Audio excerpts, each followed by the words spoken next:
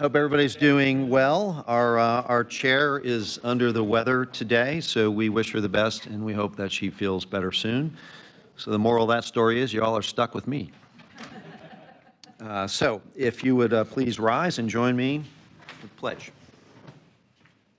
I pledge allegiance to the flag of the United States of America and to the republic for which it stands, one nation, under God, indivisible, with liberty and justice for all. Thank you for that. So let's go around the room and do some introductions, and we'll start over here with my friend Mike. You, yep. Mike Eisner, Tarpon Springs. I say good afternoon. Yes, good afternoon to all. Thank you for allowing me here to share my ideas and thoughts.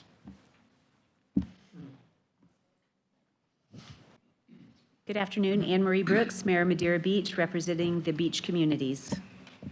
Good afternoon, Tom Reed, Vice Mayor of City of South Pasadena, representing PSTA. Good afternoon, Chris Johnson, Vice Mayor of City of Largo. Good afternoon, Councilmember Brandy Gabbard, representing the City of St. Petersburg. Chris Scheer, Pinellas County Commission. Good afternoon, Whit Blanton, your Executive Director. Brian Scott, Pinellas County Commission. Tom Shelley, Deputy Mayor of Bel Air and representing the North Inland communities. Good afternoon, Councilmember Mike Menino, City of Clearwater. Councilmember Richie Floyd, City of St. Petersburg. Mayor Karen Love of Gulfport, Florida, representing South Inland communities. Well, thank you, everybody, for that. And I know Mayor Mo is on her way and will be joining us shortly. So with that, we'll move on to citizens to be heard. Tina, are there any citizens wishing to be heard and any items not already on the agenda for action by the board today? No, Chair, there is not. Okay, thank you. Mayor Mo, welcome. Okay, next we'll move on to the consent agenda. Does any board member wish to pull any item from the consent agenda? Hearing none, do we have a motion? So moved. Motion by Councilmember Gabbard, second by, okay, Vice Mayor Johnson. Okay. Any discussion? Hearing none, all in favor? Aye. Any opposed? Okay, passed unanimously. Thank you very much. For the record, there were no citizens wishing to be heard on the consent agenda today. Okay, thank you. Okay, now we will move on to our public hearing items.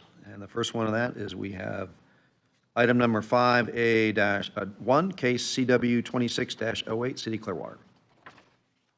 And we do have two presentations on this item here.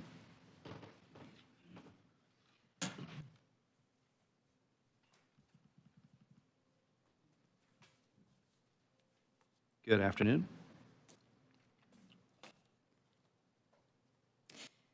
Good afternoon. Marcy Stenmark with the Planning and Development Department. Before you is a proposed countywide map amendment to the planned redevelopment district within North Greenwood. And the city has a companion future land use map amendment for the North Greenwood area. We've been asked to provide some information to you this afternoon regarding this amendment and the community engagement that has led to the amendment.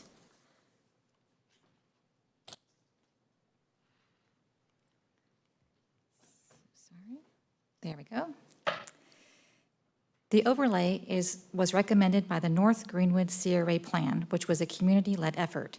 The CRA Plan was adopted in 2023 after extensive community engagement. The outreach included property owner and occupant mailings and surveys. There were meetings and workshops, and also roundtable meetings with the Faith Leadership Community Roundtable. The CRA plan has several goals, including public safety, mobility, poverty reduction, housing affordability, quality of life, and investing in youth.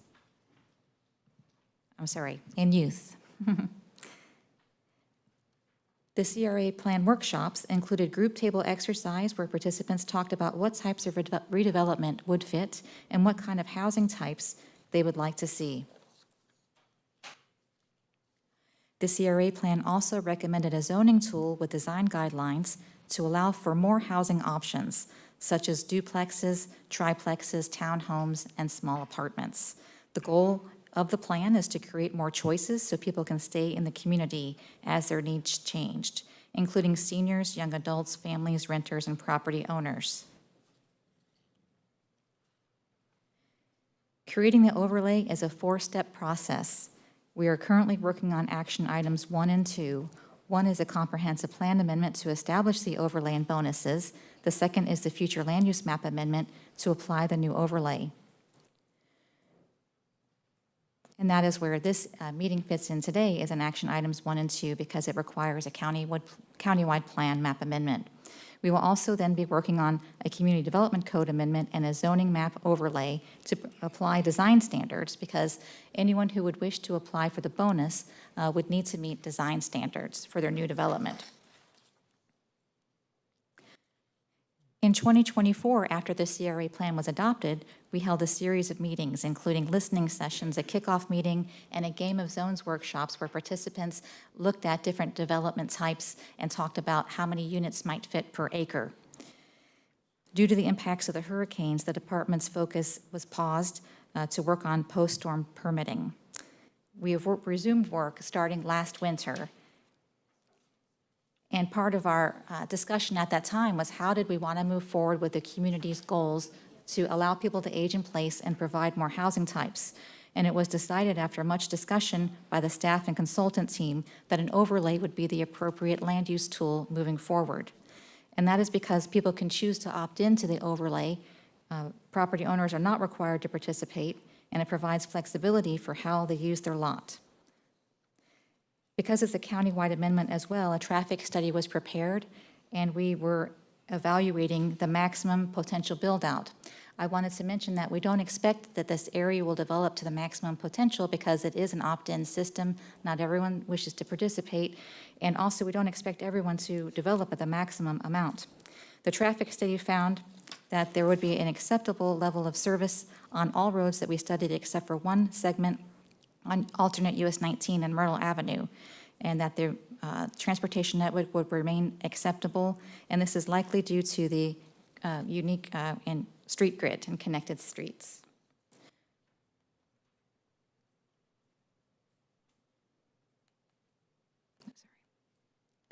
This is the language regarding the potential overlay, and we are proposing a bonus of up to 40 units per acre and a 1.1 floor area ratio bonus for for non-residential. So the residential bonus is up to 40 units, and the non-residential is up to 1.1 floor area ratio. I wanted to note that the countywide plan allows for a maximum density of 45 units, and we're proposing 40 units. So what we're proposing is a little bit lower. And also the countywide plan allows a maximum floor area ratio of 2.0, and we're proposing a maximum of 1.1. I'm going to go through a series of maps to show you the CRA area as well as the areas to be excluded.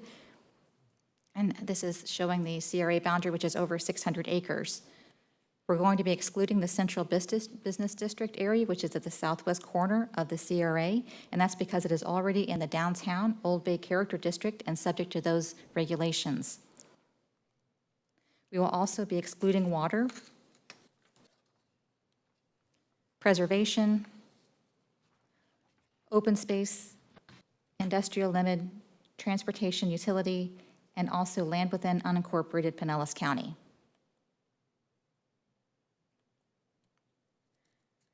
There are 7 future land use classifications that would be part of the overlay listed here. There are 4 residential and 3 non-residential and mixed use.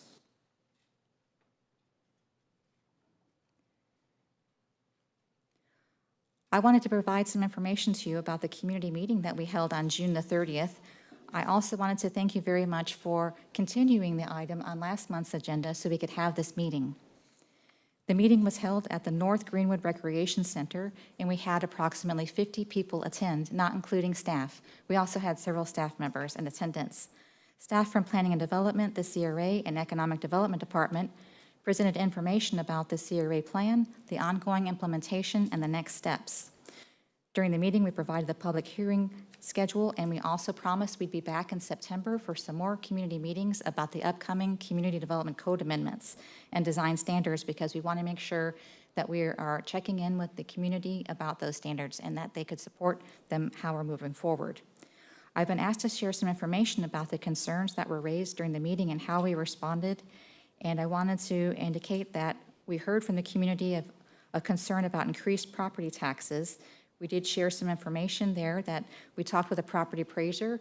The overlay itself will not directly result in increased property taxes. However, the area is in a CRA area. It's a CRA.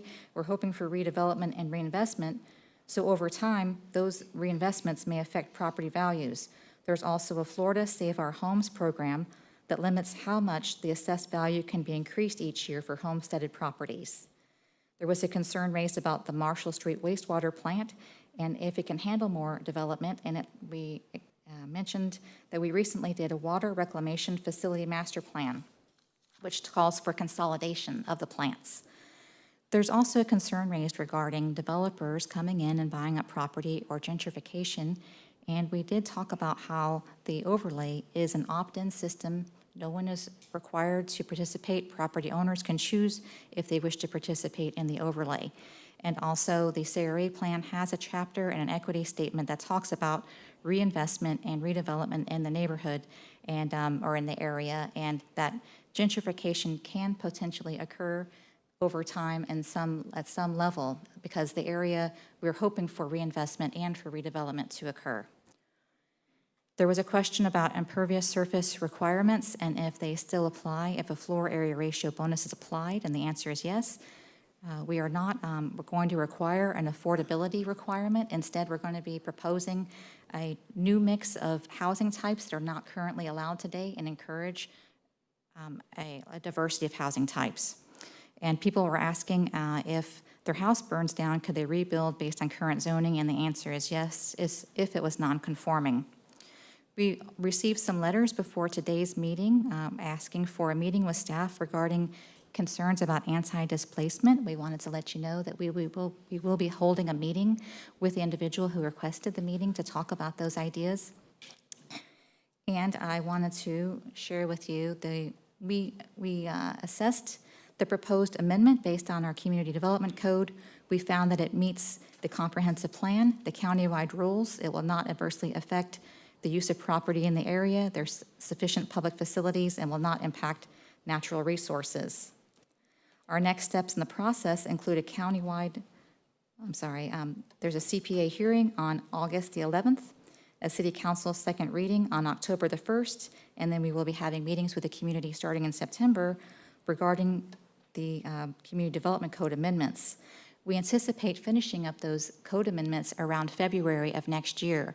And I wanted to mention that they're all bundled together and that the overlay will not become effective until the Community Development Code amendments are passed. So the earliest that the overlay would be effective would be February of next year. Next, I would like to introduce Jesus Nino, our CRA Director. He would like to provide some information to you about the CRA. Thank you. Thank you, Marcy. Good afternoon. Jesus Nino, CRA Executive Director for the City of Clearwater. Chair and board members, thank you for allowing me to speak. So first, I'd like to share briefly a little bit about the CRA's perspective. So last night, which was July the 7th, the North Greenwood Community Redevelopment Area Citizens Advisory Committee took action on this particular item, so that it was presented by staff to the CAC, and they unanimously voted for this particular initiative here to move it forward. In addition, the committee reaffirmed its support for the city's efforts to develop a local zoning overlay that does reflect the community's vision for North Greenwood. I also like to recognize the Clearwater Urban Leadership Coalition, who's here in the audience, is also in support of this initiative. So this amendment is the first step. It creates the foundation for future land use and zoning changes that do support the community's vision and help address longstanding slum and blighting conditions in the area. It also opens the door for projects like the recently approved The Grove, which is a mini container village in the North Greenwood area, which is led by the Clearwater Urban Leadership Coalition. Also for new infill housing, for future mixed-use redevelopment along the Martin Luther King Jr. Avenue corridor. And throughout this process, CRA staff, the Citizens Advisory Committee, residents, business owners, and other property owners have worked together to try to move forward the goal of the CRA in that area. So anything that CRA does, CRA staff, advisory committee, we all work together to plan for that community. We don't plan for them, we plan with them, and we collaborate. So those priorities are also reflected in the adopted, like I mentioned, North Greenwood CRA plan. So this is a big tool that's going to help us move our vision forward to create a prosperous community. So from the CRA's perspective, today's action is about more than just land use designation. It's about creating a framework for redevelopment that reflects the community's vision.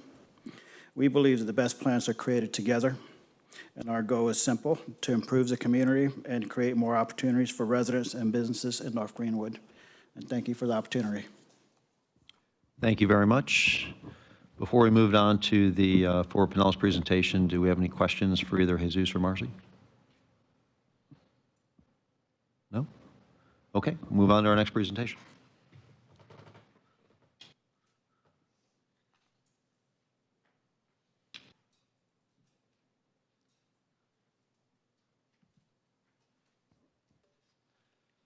Good afternoon, Emma. Afternoon. Thank you to City of Clearwater staff for just giving a little bit more background on this before I dive into our countywide review for this case. Okay, so this case is a 461.5 proposed countywide plan map amendment. That's the acreage of this site. And this is within the North Greenwood Community Redevelopment Area. And this amendment proposes to transition multiple existing countywide plan map categories to the Planned Redevelopment District category, or PRD category. And the proposal is intended to establish a coordinated redevelopment framework, as the city mentioned. I did want to start with just kind of a broad overview of how a zoning overlay differs from base zoning.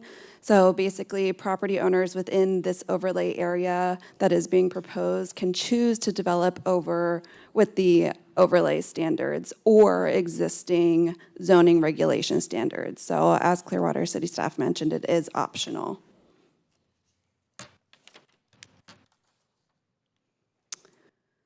So just a quick location depiction. The subject area is located within the North Greenwood Community Redevelopment Area, and it's immediately north of downtown Clearwater.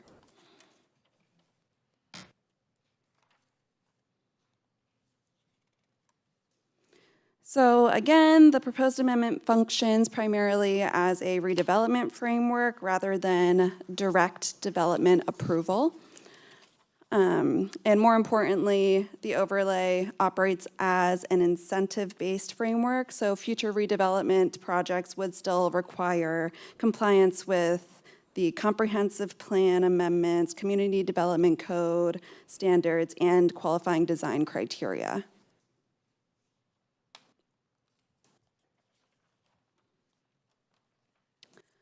So this amendment comes to us as a Tier 2 amendment. It's reviewed as a Tier 2 amendment because it represents a substantive modification to the planning framework governing the North Greenwood CRA. And although this proposal does not directly approve specific development projects, it does establish a new countywide redevelopment structure intended to facilitate mixed-use redevelopment and additional density and intensity through qualifying redevelopment standards. So the visual depiction of this amendment would consolidate multiple existing countywide plan map categories into that PRD category, which is the purple that you see there.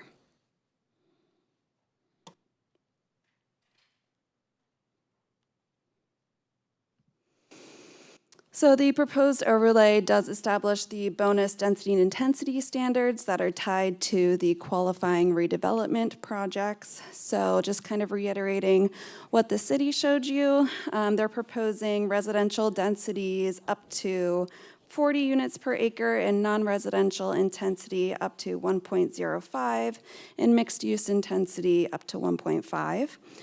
And I did want to show that, again, these standards do remain below the maximum thresholds for our countywide category for the planned redevelopment district.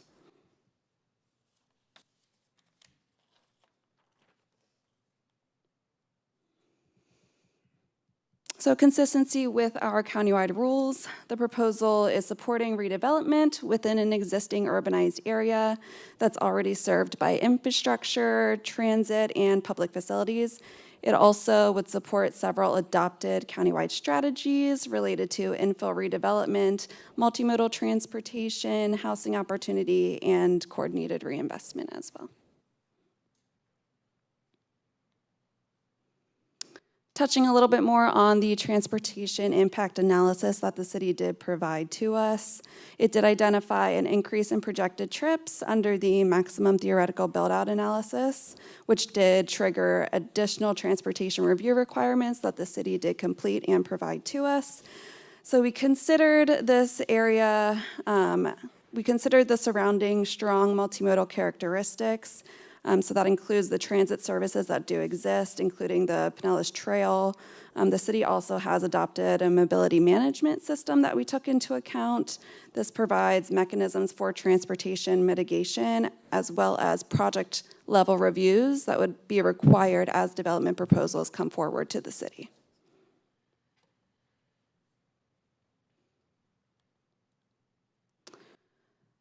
Portions of this area are located within the coastal high hazard area, so we did have our additional evaluation criteria that had to be met. So our staff evaluated evacuation access, shelter capacity, and the potential population increase associated with the proposed overlay, while taking into account that it is an optional overlay and it's not a by right increase.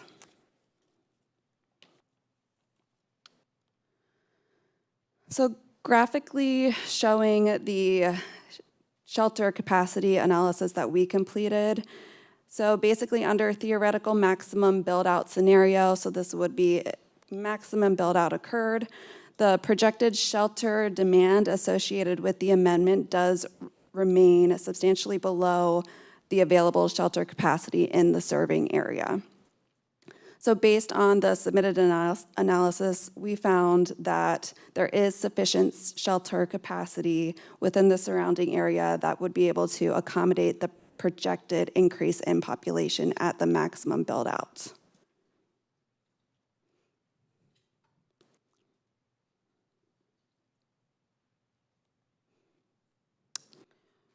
Staff finds this amendment consistent with the purpose and requirements of the planned redevelopment district category in the countywide rules. The area does contain the interconnected mix of uses and urban development characteristics contemplated by the PRD category that we've established in the countywide rules.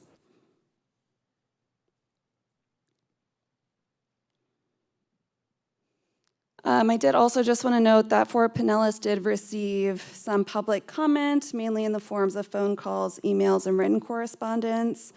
Many of the conversations that I had were informational and focused on kind of understanding what the proposed overlay would do and what could potentially happen to their property, how it would affect individual properties, and the timeline for any future redevelopment as well.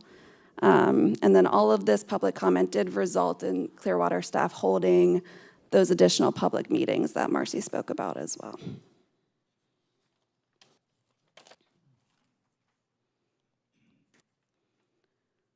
So we'll just conclude here that we find the proposed amendment consistent with the countywide rules and our strategies. We also found that the transportation impact and coastal high hazard area analysis could be adequately addressed through existing regulatory and mitigation frameworks that the city provided.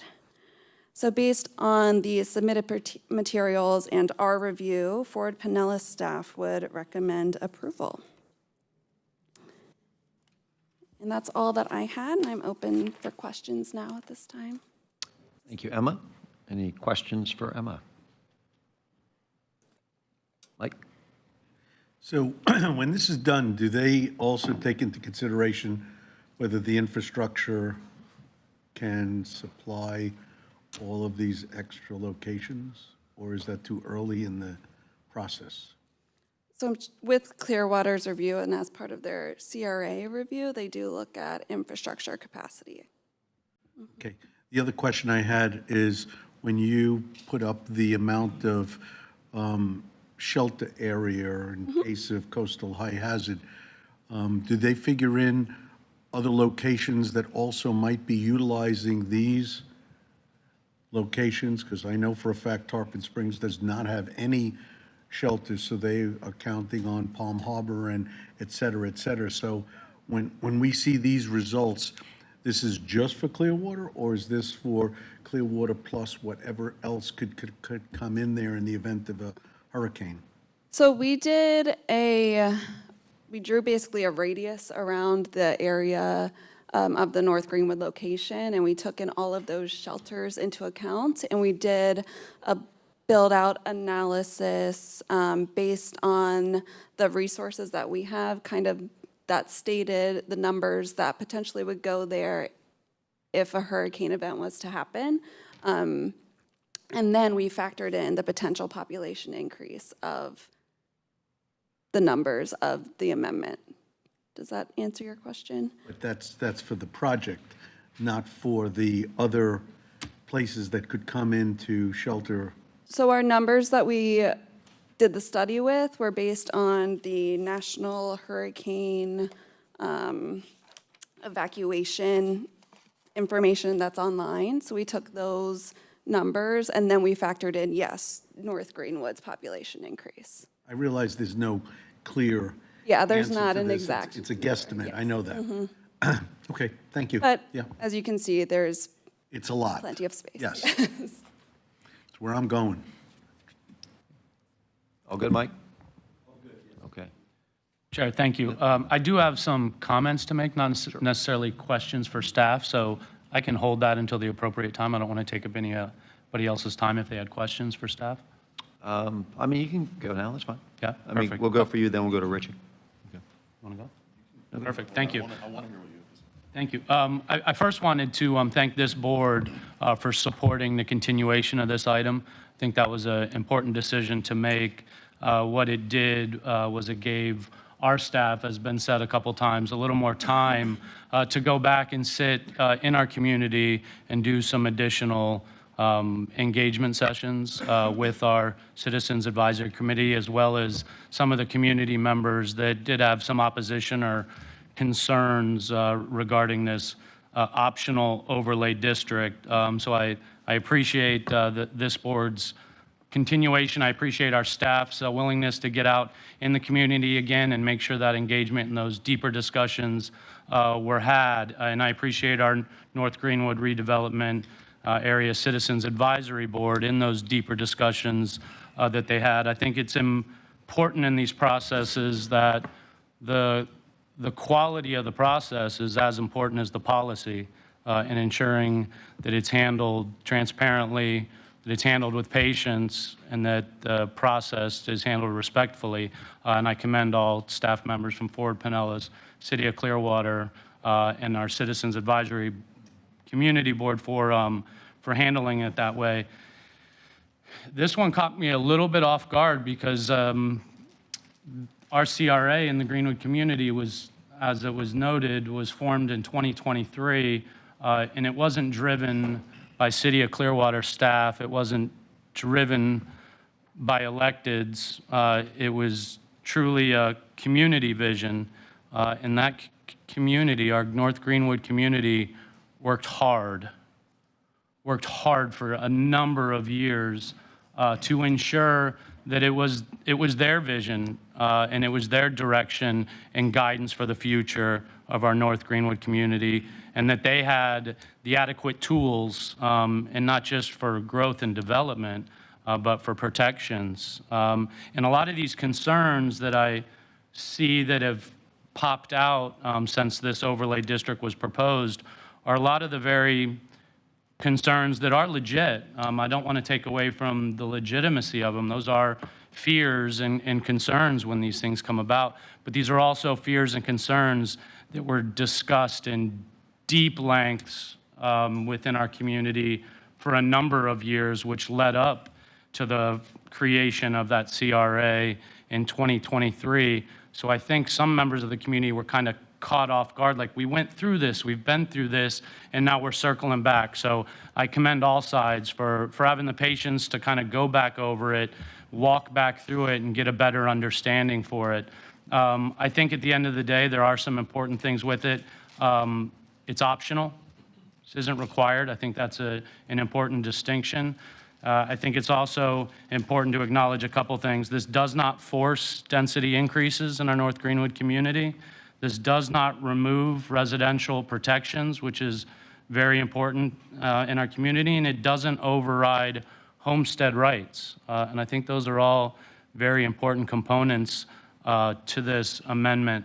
I know myself, I'm going to fall right in line with our city staff, with our North Greenwood Redevelopment Area Citizens Advisory Board, with our Clearwater Urban Leadership Coalition, as well as with Ford Pinellas, and think this amendment should be unanimously approved going forward, because it is a big benefit to the future of our North Greenwood community. So thank you. Thank you, Mike. Richie? Thank you. Thanks for that context.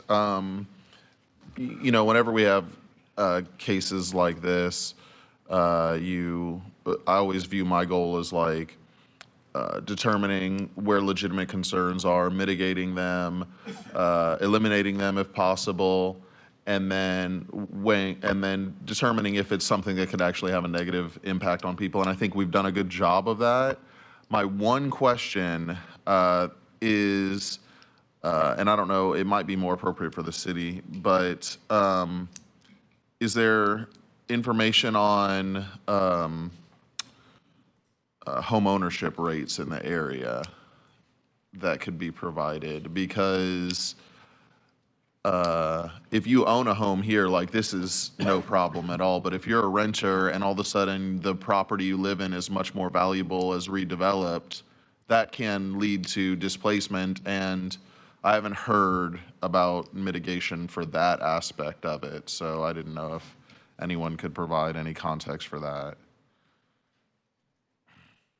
I don't have those homeowner numbers for City of Clearwater offhand right now. I will invite the city to speak on that.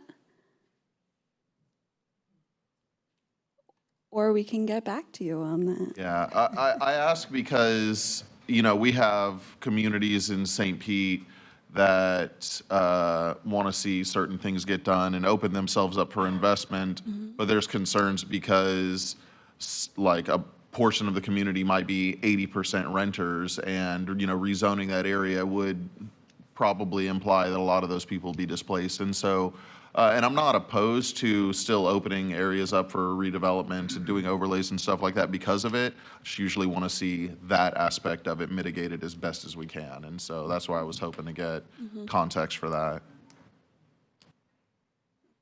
She's got you.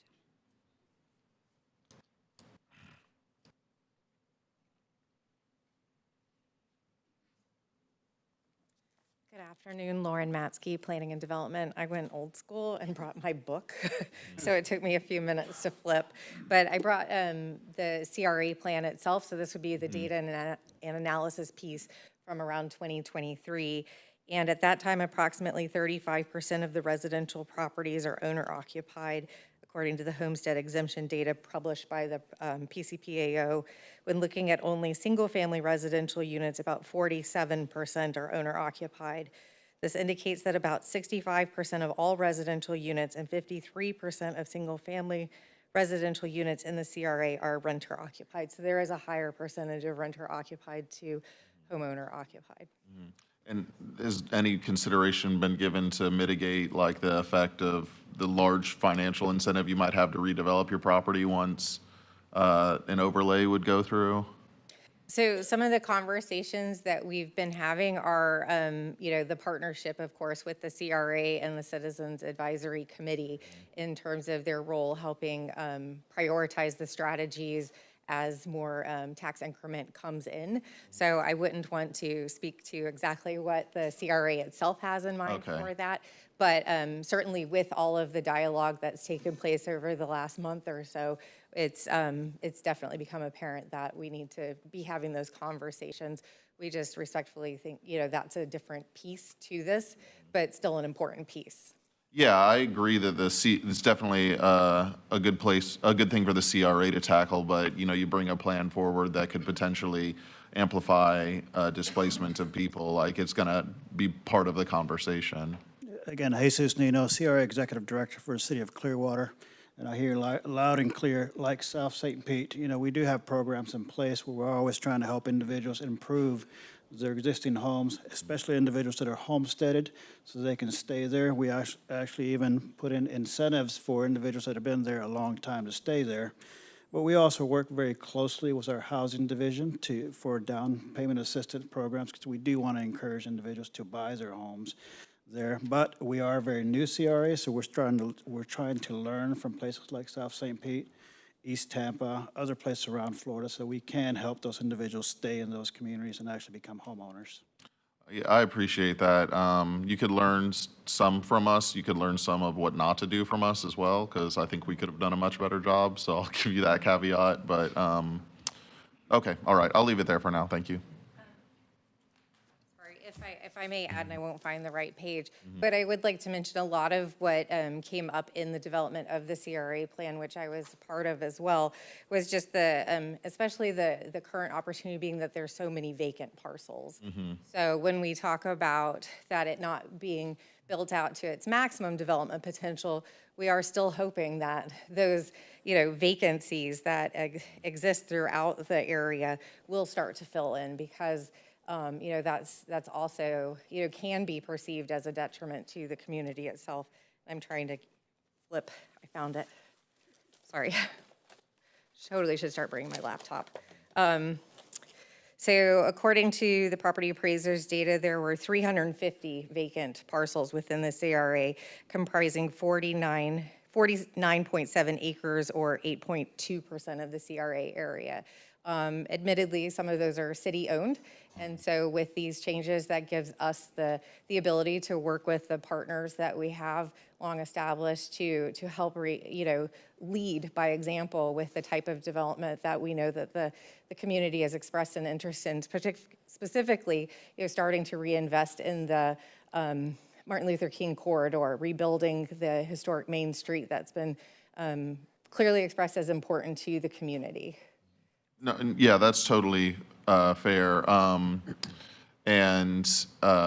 we have the same thing go on with like vacant parcels, but some of that speculation as to how much more valuable their property might be in the future based off us doing things like that. So doing things like this. So, but yeah, I mean, I think, obviously I would say I'm supportive of us moving something like this forward. I just want to make sure that there's a plan for people who, rent and may be pushed out because of that. Yeah.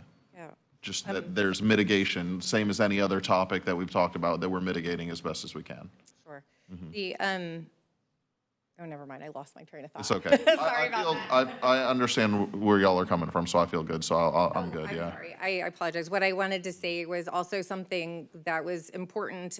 Marcy had touched on it, post-storm, where we regrouped with our team, and part of the reason for doing the overlay, but specifically an optional overlay, was to help reduce the potential for that speculation. The city worked with for Pinellas in 2015 and did a wholesale rezoning of our US 19 corridor, different everything about that, but we immediately saw that the speculation went up, the prices for those properties went up, and we were aware of that, being something we did not want to encourage in this area. The other part that I would say is, we've talked about, residential, commercial, and mixed use, and it was touched on the importance for us to protect our primarily residential areas, and the overlay also allows us to do that because at the zoning level, we'll be able to fine-tune those boundaries with the community as part of our community outreach and have a mixed-use area, a residential-only area, and then the commercial area. And that way we can continue to maintain, this area is largely residential. So when we worked through the game of zones with the community, it became very clear the scale of development that they want is more compatible with more of a single family home.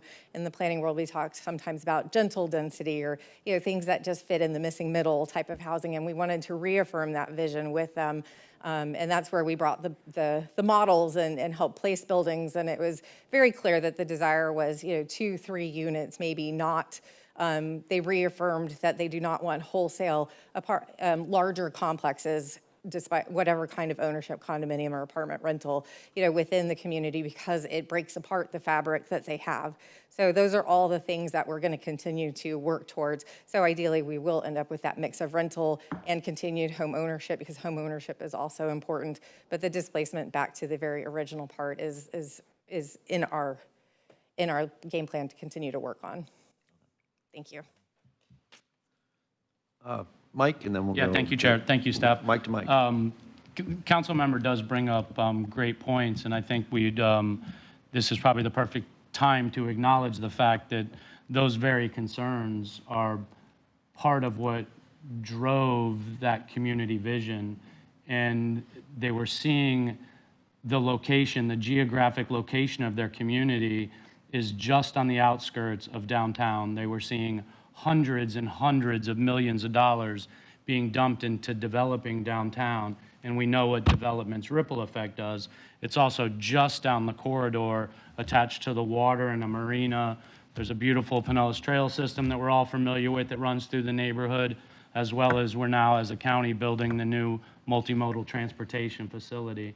And I think what the community did see is they saw what that could do to their community if they didn't have those tools and mechanisms to try to protect their community, to protect homeowners, to protect renters, to protect historical buildings and the history. Was it could have just all went away because of mass development and people moving in and buying up houses and things.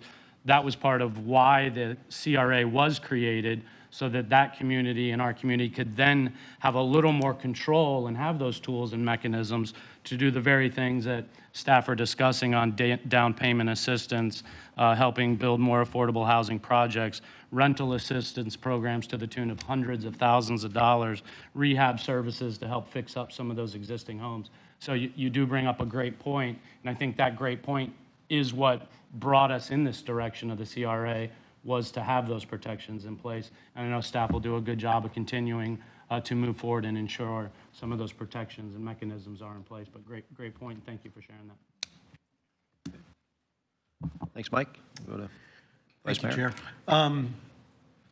Councilman, that was a great point. You jogged my memory. That's what I love when we discuss these things. And maybe, Mike, you're the one that can answer this question.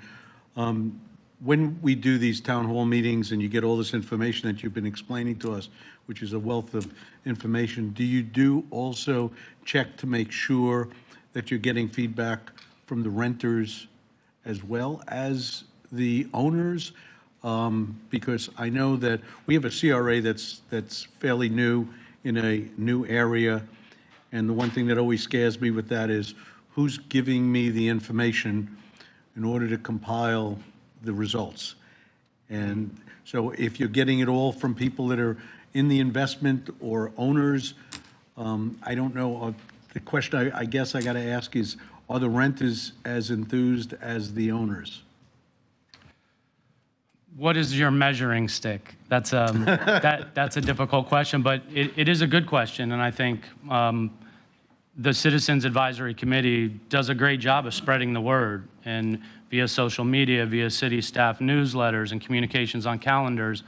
At the end of the day, you can't force engagement and participation. Sure. But I do know that the web that they cast and that net that they cast to incorporate all of the community is large, and they do grab all of it. At the end of the day, do you sit down at the end and question everybody that comes in and out? Are you a renter? Are you owner? That's a tough process to do in that. But I do know the attempt is there, the interest is there, and the community behind me could probably speak more to what that demographic makeup is that does voice their opinions, but I can promise that they are invited to the table. The doors are open to all segments of the community and not just those investors or developers or staff. So you want me to ask for a raise of hands behind you? No, I'm just kidding. But you know, I understand this. I go to a lot of these meetings myself, and it's always the squeaky wheel gets the oil, and it's the people that have a vested interest in the income, you know, producing. But that's why Councilman Floyd's comment jogged my memory and my question when I hear that, I think I heard you say 65%, was it, that is renters? That's a lot of renters in that area, and they could easily be displaced. I'm not against this CRA.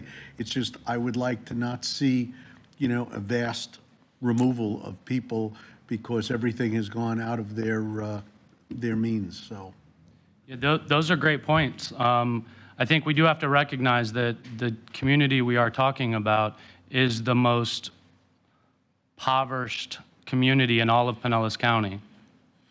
And we don't say that lightly. Sure. Something has to be done as a community. And the community has stepped up, created the vision for their community, engaged the community immensely for years. And this is a direction that we're slowly moving as a community to ensure that we don't continue to share that same fact that our North Greenwood community is the most impoverished community in Pinellas County. And that takes all of us. It doesn't just take city officials. It doesn't just take North Greenwood community members. I would ask all of us to take an interest in it. And if we have such a deep concern as we do in here, step up and help as community leaders, and let's make a difference in our Pinellas County and Clearwater region to ensure that this neighborhood isn't the most impoverished in all of Pinellas County. Any other questions, thoughts? No? Okay, I got a couple. Are there any height restrictions in this overlay or in the current base zoning? So for my review, this is at the countywide level, which is what we are voting on for today. So that's not something that we consider when we do our countywide review. But if you want to speak on the height, more than welcome to for Clearwater City staff. Hi, Lauren Matsky again. That is the work that we've started on the staff level, translating the things that we heard in those earlier community meetings into the Community Development Code, our land development regulations. That will be the work that we're committed to doing in the fall with the community. So we'll write something and we'll get their feedback on it. But truly recognizing that residential properties, if the desire remains, the vision remains to have any new development consistent with the pattern that's there, heights would need to be limited in those areas. Whereas 3 to 4 stories could be potentially compatible, of course, on a main street, so like Martin Luther King. Transitions are always important too, and those are things that we've enabled elsewhere in our special planning districts in the city of Clearwater. Okay. I think I know the answer to this next question here, but could any of these properties be subject to live local? Well, currently, anything that's zoned commercial or in our commercial general district would be available for a live local project. So that's already within the CRA, some of those exist. Yes, that's regardless of location in Clearwater. So what we're being asked to do here today is we're not approving any specific developments. It's just an overlay. So for the benefit of members of the public that are here now or maybe watching, when a project is being approved, okay, a developer comes through, a homeowner and said, I want to do this, okay? Walk through that step. What does that process look like, and what does that community input look like at that level? So first, I'll just reiterate, yes, so this is what the recommendation for the countywide plan map amendment. So this is changing the countywide plan map from all the existing categories to the PRD classification, which allows City of Clearwater to be able to utilize their optional overlay. So in terms of when a building comes in, that would go to the City of Clearwater in terms of a development proposal, and they would review it. And it's my understanding that they have incentive-based development with this overlay. So if they're opting in, there are certain criteria that the developer would have to meet in order to be able to utilize the bonus of the overlay, if that answers your question. So it would be approved by the City of Clearwater? Correct, yes. City Council? Yes. Okay, got it. All right. Any other thoughts or questions before we move to public comment? No? Okay. Thank you very much. Appreciate it. Thank you. Okay, with that, Tina, do we have any proponents, opponents, or other citizens to be heard on this item? Yes, Chair, we do. We have 3 proponents wishing to speak and 1 opponent today, and the first proponent that we will call on is Gloria Campbell. Okay. Ms. Campbell, if you could go to the podium, you have 3 minutes.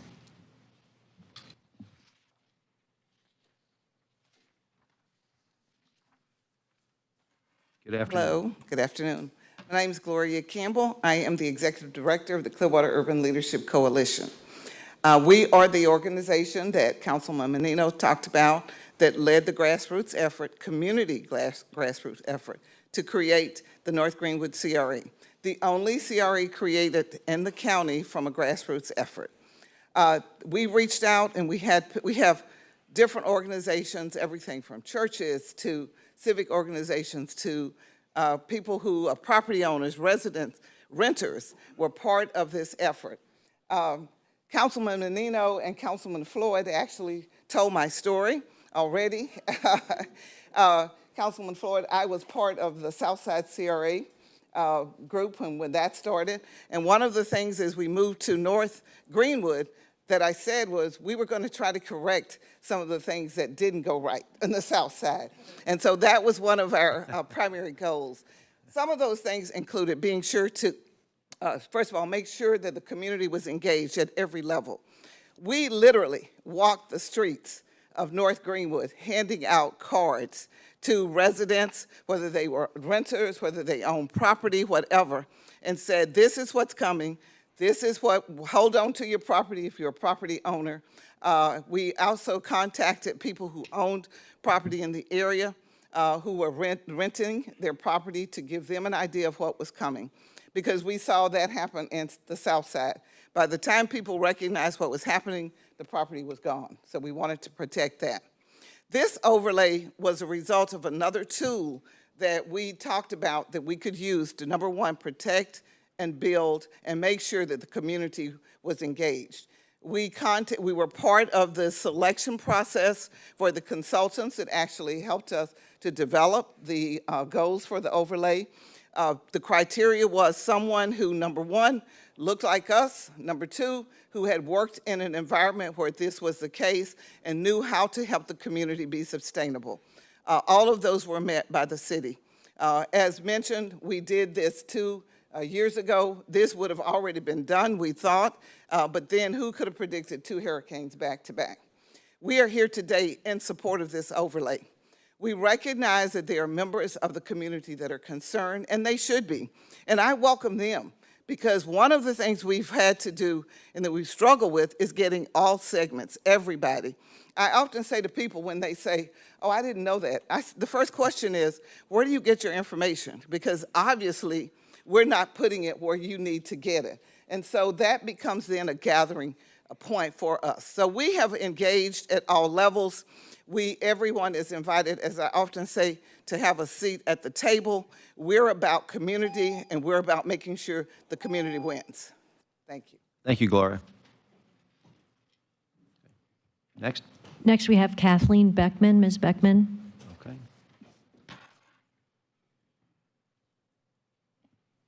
And you'll likewise have 3 minutes, ma'am. Good afternoon. Good afternoon. I'm Kathleen Beckman, former Clearwater City Council member. I served on the council proudly for 4 years from 2020 to 2024. And first, I'd like to say thank you, Councilmember Menino. You just nailed it as far as the history, the engagement, and the work that's been done. I've been involved with this CRA work for the last 7 years, proudly advocated for ARPA funds to jumpstart the work. And I'm telling you, it has been work. It has been a labor of love for members of the community. I'm a member of the Clearwater Urban Leadership Coalition as well, which continues to be leaders in the community. The intentionality in reaching out to the community, and there wasn't, we did reach out, but it was truly grassroots. So it was collaborative from the very beginning, the work that we've done with community meetings and allocating those ARPA funds. And so I would say, I'm strongly in favor of approving this overlay. It meets the goals of that plan. That plan is a phenomenal plan. The North Greenwood CRA plan, it's about this thick. It's probably, close to 200 pages. But when I was approving that plan and going through it, we all went through it with a fine-tooth comb, and it comes directly from the community. And it is the result of those meetings. It is a result of educating, collaborating, understanding, and it is a phenomenal plan. And this overlay honors that plan and works towards those goals that were developed over a number of years from passionate, informed engagement. So thank you very much. Thank you. Marilyn Turman.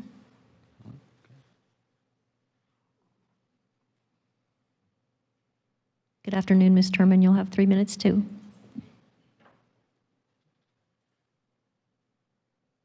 Good afternoon. Good afternoon.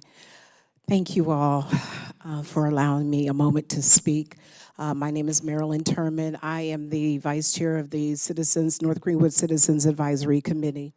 I have had the pleasure of being a part of the Clearwater Urban Leadership Coalition since its inception. And I can tell you, when we received word, of course, we can visually see the things that were not happening in North Greenwood, but understanding that it was the highest concentration of poverty in the entire county. It compelled the members of this community to come together and first educate our community on what a CRA was and how it would benefit us. So this labor of love, and the reason that I call it a labor of love is because since September 19th of 2019, we have had meetings every fourth Tuesday at 6:30. I have missed one meeting, and that was because I was at a candidate forum. So that being said, I am so committed to this work. I love my community. I want to see things be better in my community, and I know the hard work that we have put into this. There's a saying that says you can always make more money, but you can never get your time back. And the time that we have put into this, Ms. Gloria talked about everybody had an opportunity to come to the table. And that meant from the person in the pulpit to the person on the corner, everybody had an opportunity to come to the table and be a part of this effort to revitalize our community and make it a community that we were all proud of. What I'm happy to know about the overlay plan is that it does give us the options. It gives us the options to be able to do things to expand and grow beyond what we currently have. It's one thing to be a consumer, it's another thing to own some stuff. And I don't know how much you all know about the upcoming container village project called the Village at the Grove.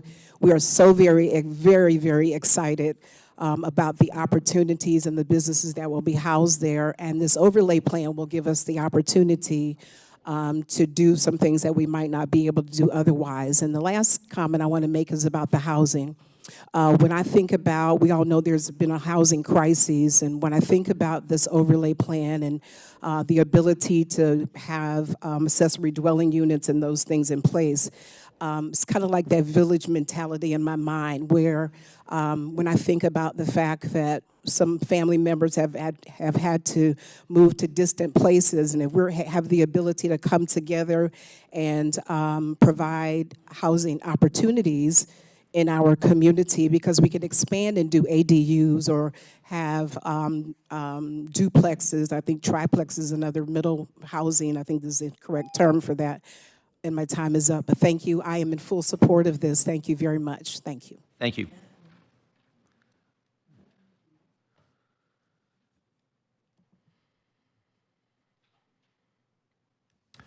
Any other public comment, Tina? That's all the proponents. We do have one opponent who wishes to speak today, and that's Ms. Katrina George. Okay, please come up.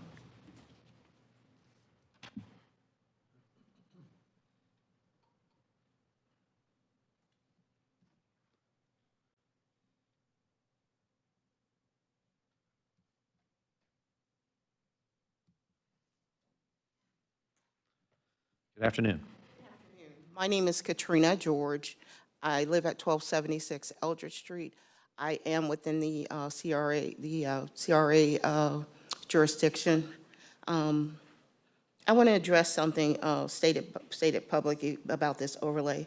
The city representatives have described participation in this overlay as voluntary, saying no homeowner is required to change their zoning, but the city's own ordinance language directs the land use designation itself.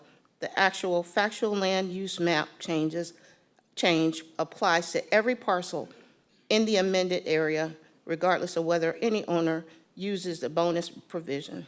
I'm asking the city to clarify in writing whether homeowners may decline the designation itself, separate from declining the bonus program.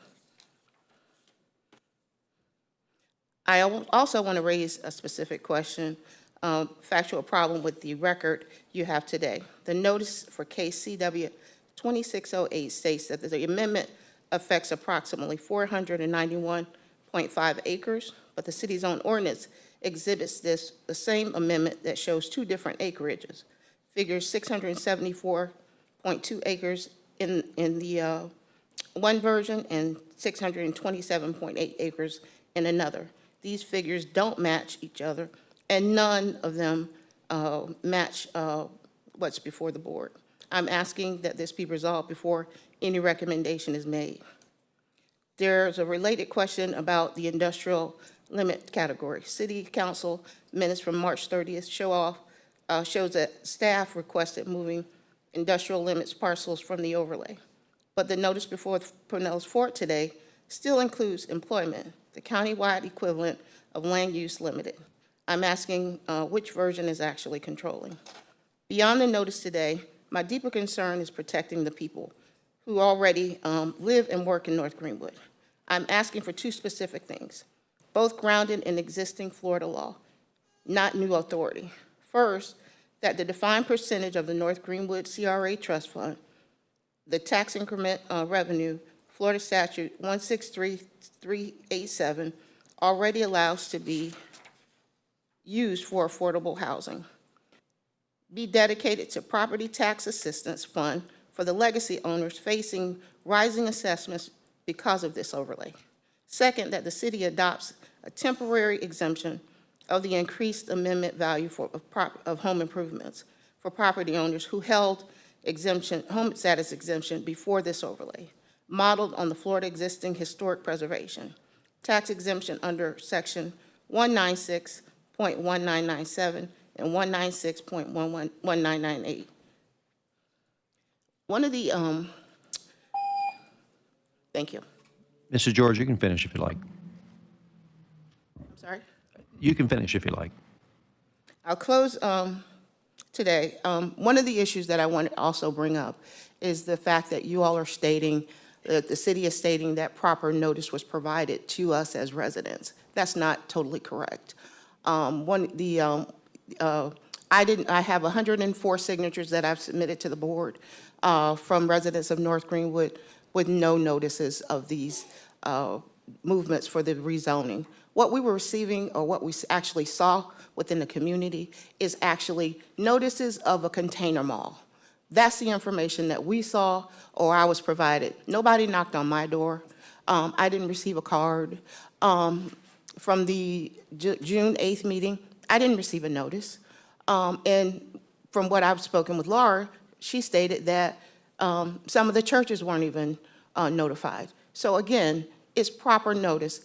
And some of the timings of these meetings. Yesterday's meeting was at 5:30. Who can get to a 5:30 meeting leaving from work?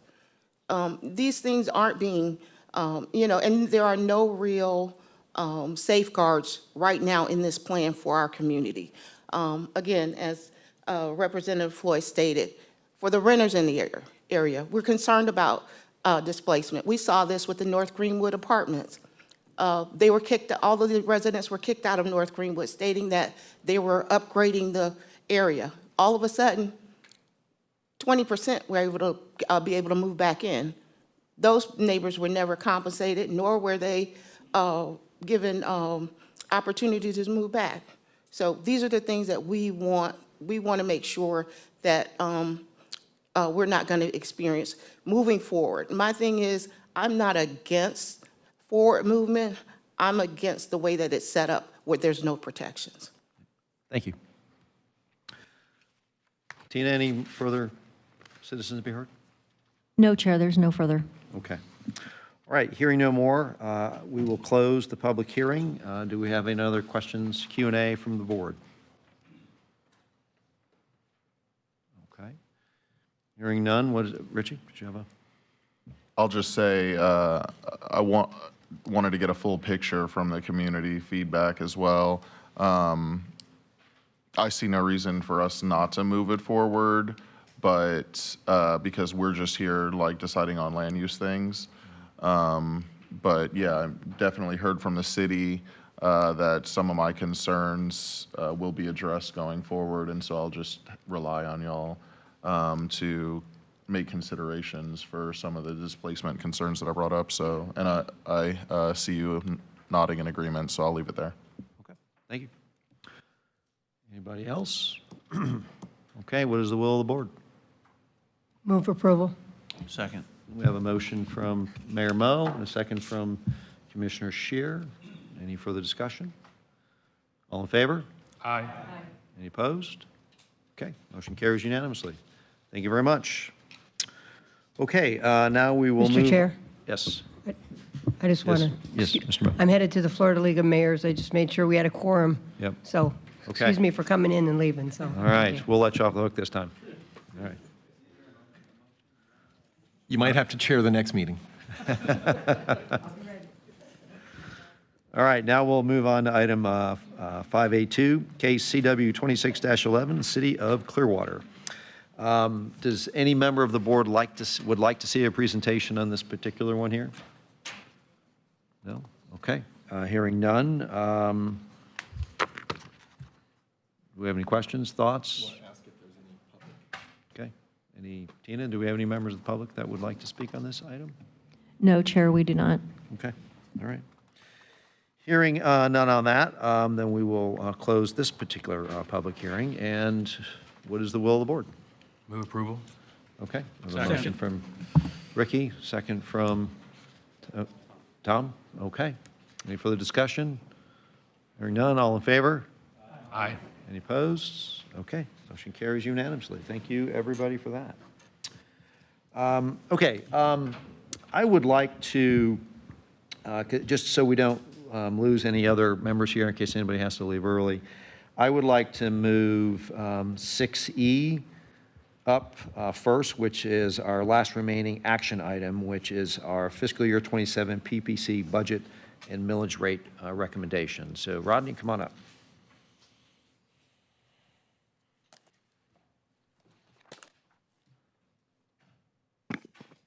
Good afternoon. Good afternoon, Rodney Chapman, Division Manager. And I guess I'll say I'm excited to present the FY27 budget to you all. As you hear from me each year, I remind you all that I volunteered for this. And as a matter of fact, that'll teach you. Yeah. That's not completely Doing accurate. this since 2017, and I always tell you all that it's complex, it's never easy, the goalposts always move, and definitely that is the case for FY27. So I'll get right to it. The budget request that we're submitting to you all for recommendation to the County Commission is about $8 million. What you see here is a breakdown of the revenue categories for the submittal, beginning with the beginning fund balance. In other words, that's the amount that we start with, given that that's sort of carryover from the previous budget year. We have about $2.3 million in ad valorem property taxes, and that's based on a projection from the property appraiser that our increase will be about 4.3% for FY27.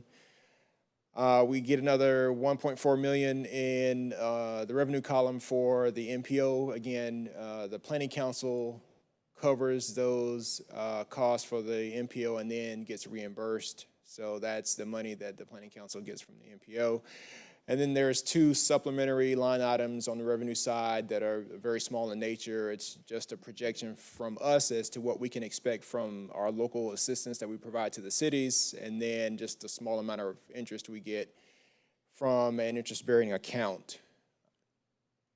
On the expense side, these are the 6 primary expense categories. About $2.5 million in salaries and benefits, another $1.4 million in our operating expenses, and that includes everything from rent to our audit, our accounting, our intergovernmental service charges from Pinellas County, and so on. We also pay the property appraiser and tax collector commissions for the tax revenue they collect on our behalf. So you see that there, about $67,000. And then just like last year, we have divided the reserves into 3 line items. There's reserve contingencies, reserve fund balance, and then reserves for future years. And you see the ways those are unlocked consistent with Florida statutes in parentheses. So as in prior years, we continue to find effective and creative ways to spend down reserves. That's often the message from the County Commission, and our approach has been and continues to be an adjustment to the rate, as well as working with our city partners to find ways to advance projects that are aligned with the mission of Fort Pinellas. So for FY27, that will continue to be the strategy. We will complete the final phase, hopefully, of the ordinance update for the county's multimodal impact fee. That's been a project that's been ongoing, and we've had to modify the approach because of some changes in state law, whether to Senate Bill 180, House Bill 429, and now House Bill 1329. So the state continues to pass legislation impacting impact fee in our ordinance update, and so that hopefully will come to a close this year, and we can wrap up the ordinance update in FY27. And you can see that is a jointly funded project between us, Pinellas County, City of St. Pete, Clearwater, and Largo. The other project that we plan to pursue for FY27 is a partnership with the City of Largo. This project came to us because TD SYNNEX is one of 3 Fortune 500 companies in Pinellas County. They are located in the Bay Vista Office Park, which was built back in 1984. So some of you who have been on the board for a while may recall the term flight to quality when we did the TEALS update.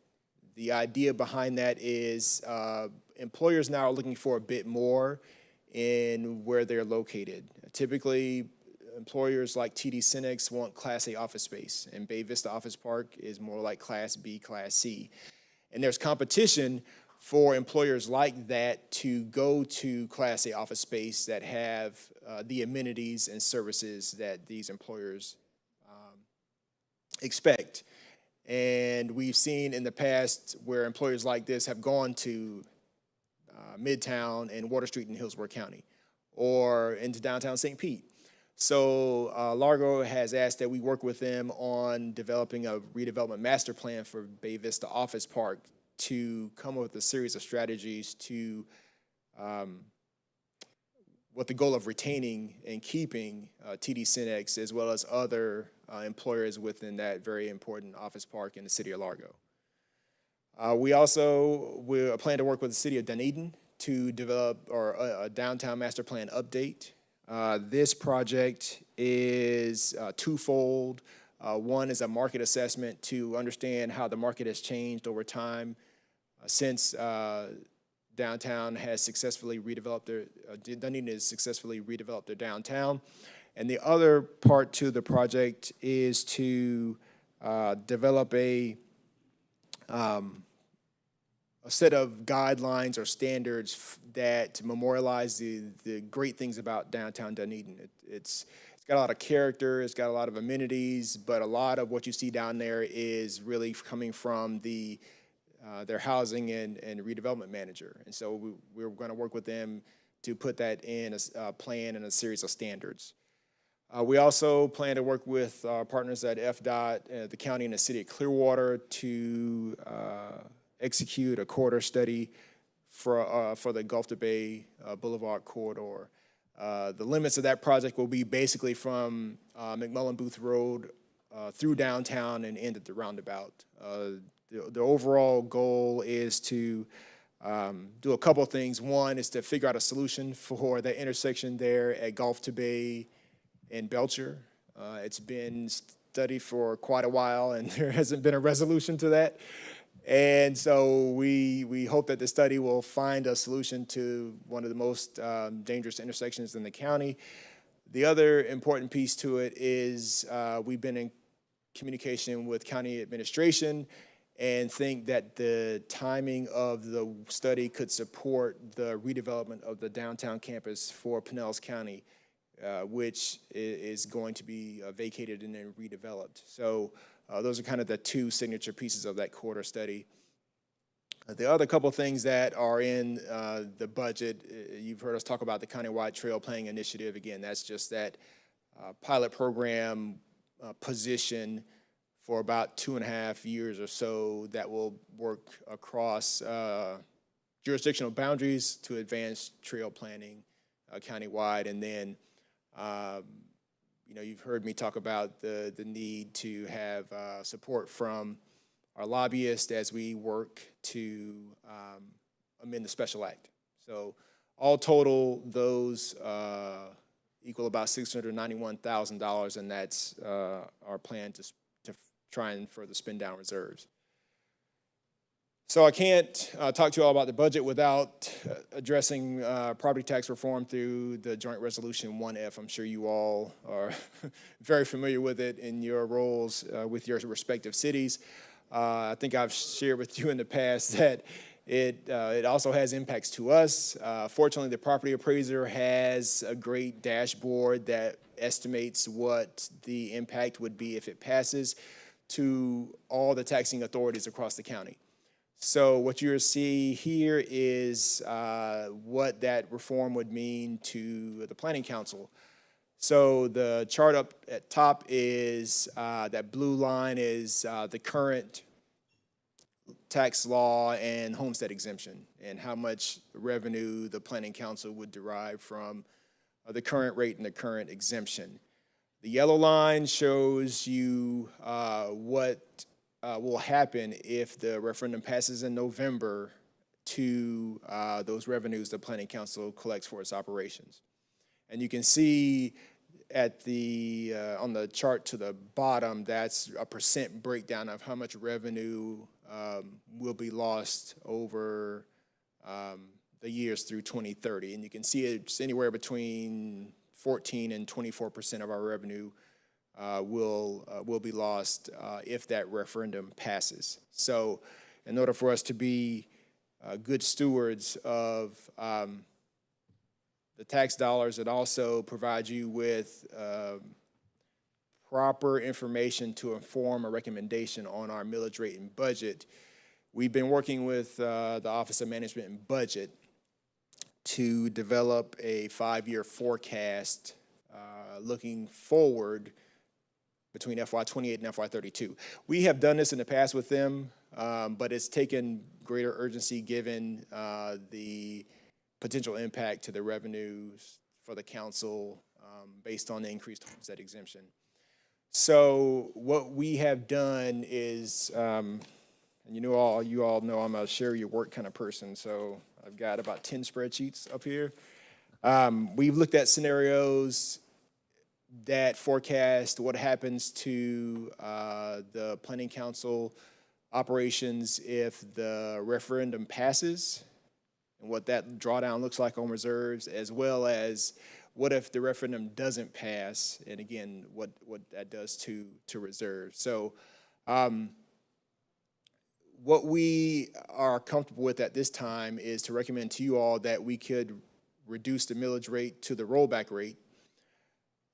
What that means from a revenue perspective is in that first year that it's effective, we lose about $420,000 less in property tax revenue, and then about $620,000 less in property tax revenue thereafter. The forecast also had some assumptions that were built in on the revenue side. So what I've provided in your backup, and I'll show you a couple slides after this, what that looks like. So 5% annual increase in property tax revenues, some other increases in revenues, and then a 10% increase in expenses. Again, to develop a forecast, you got to make some assumptions. I'm not saying that we have a crystal ball and we know what the future is going to be like, but OMB felt like these percent assumptions were pretty solid. So what we have determined that by adopting the rollback rate, there would be a predictable drawdown on reserves over the next 4 or 5 years to balance the budget. If you look at FY31, the reserve balance will be about $700,000, again, maintaining or adopting that millage rollback rate. So any questions on that? I know it's a lot, but I'll try to reinforce a little bit of what I just told you all. So what you're looking at here is one of the spreadsheets for the forecast. It is what we have calculated based on the current millage rate. So you can see that in yellow, it's the 0.0175. Here are the 5 years, so FY28 through FY32. And then this top portion of the spreadsheet are the revenues with our rate, and then those assumptions that I told you about revenue growth. There's also assumptions that were put into the forecast to estimate our expenses going out those 5 years. The thing that I want you to kind of focus in on is what does that do to reserves? So reserves are down here, and then you can see where we are right now at FY27, and then that systematic drawdown of reserves in the intervening 5 years. And you can see at the very bottom how much extra or how much reserves are being drawn upon over time to balance the budget. So that's at the current rate. We also did various scenarios all the way down to look at the financial picture if we reduce the millage rate down to 0.0145. So again, same assumptions for those 5 years. Now the reserve line item here, you can see the drawdown there in 28, then 29, and then we're negative in 30, 31, 32. So this last spreadsheet is what we're recommending. The rollback rate, according to OMB at this point, is 0.0171. Again, same 5 years, same assumptions. Reserve level, this is what the request looks like here at about $8 million. But again, even at the rollback rate, you can see the drawdown on reserves, and then we're okay in FY31. It's FY32 where we're negative. But if we were to adopt the rollback rate, we would start to make other changes, most likely next year, on kind of right-sizing our expenses to make sure that we are in a positive financial position, again, going out those 5 years. Rodney, quick. Yes. All these assume Amendment 3 passes? Yes. Okay. Do you have one with the rollback that if it didn't pass? Let's see.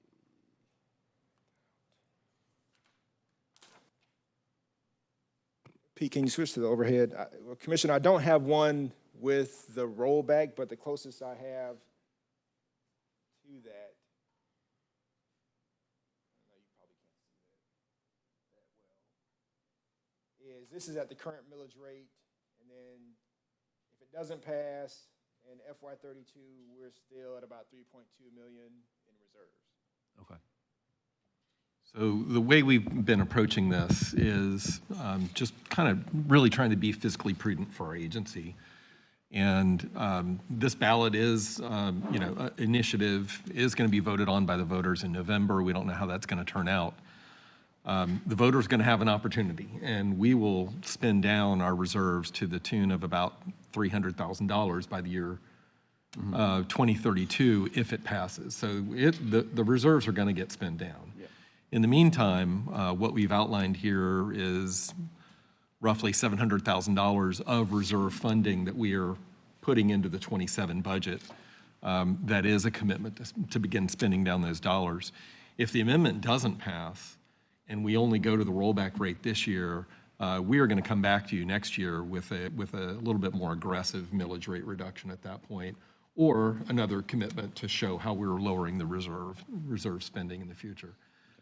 But I can't in good conscience recommend the aggressive millage reduction that we were talking about 2 months ago, just because by fiscal year 30, we would be, I think it's over $300,000 in the deficit situation, which would have a real impact on our staffing ability and ability to function. And as we've talked about a little bit with the subcommittee,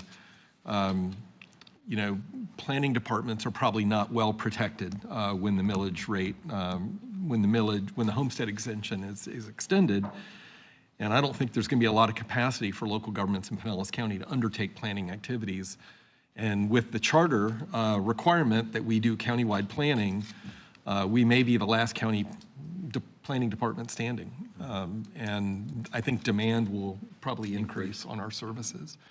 It doesn't mean that everybody's going to cut their planning department, but it's kind of like parks and recreation. It's going to be one of those things that people will say, well, that's not police and that's not fire. That may be something that could cut. So we're proposing we go to the rollback rate. That does not require a supermajority, which would be a requirement of keeping the millage rate as is. So, and we do think we have more reserves than we need. So the way we've kind of balanced this out from a staff perspective is, let's demonstrate to the voters, let's demonstrate to the elected officials that we can reduce our millage rate because we are bringing in more revenue than we need right now. But at the same time, if the amendment passes, we're going to be needing those reserves to keep us going for the next 3 to 4 years. Questions? Yes. Mr. Yes, Chair? thank you, Chair. Rodney, on the charges for other services, that's what the interlocal governments pay for, no? No, those are the revenues that we receive from the MPO. So you remember me saying that the PPC fronts the costs of the MPO, and then the MPO reimburse the PPC on a quarterly basis. So that money that we get back from the MPO shows up as revenue. So where are you showing the revenue that you get when you charge other? Oh, I see, right. I should go back. I didn't see it on this. Oh, it's very little. Is it, right there, it's less than all you're $5,000. charging? Okay, all right, I didn't realize that, okay. And that's an estimate because projects may come up in the fiscal year where we want to do a 50-50 commitment, so. And I was confused about the personnel services. They dropped to $1.8 million and 26, and then they're going to bump them back up to 2.5. I didn't. And for 27, we take those numbers from OMB. So we have control of most of those line items, but for the personnel, the salary benefits, the things, we get those figures from the Office of Management budget. So it's probably a question for Chris Rose. That's a $600,000 question. For some reason, I didn't see what the justification for that bump was. It doesn't include any additional staff persons, other than the trail planner position. Okay, so yeah, I really don't understand the number now, because it goes from 1.8 million to almost 2.6. So I don't know why that number is jumping up. And the reason I asked, because the budget that I studied that I really liked was this 0.0165, because I thought that budget I really liked because, I mean, we don't need all these reserves. They can't be used for the MPO. This one that you gave us that says 0.0165 would actually provide not just a millage rate reduction, but would actually provide a small, tax cut. And I think that would be something that we could show the citizens too. We rolled it back more than a millage rate. You're going to get a reduction in your taxes this year. And the deficit's very, very small on that budget. And I believe, I just don't understand the number, but I think it's very close. It's manageable, so I think we could do more if we wanted to. I just wanted to point that out. The 0.65 everybody got in their packet, it works. We wouldn't run out of reserves until 2032 if nothing else changes and something else would change, so just pointing that out. I mean, I love the rollback, but I think we could do better if the board wanted to, so a little bit, just a little. Ultimately, this is a recommendation to the Board of County Commissioners. Right. That's correct. Okay, thank you, Commissioner Scher. Any other thoughts or comments? Mike?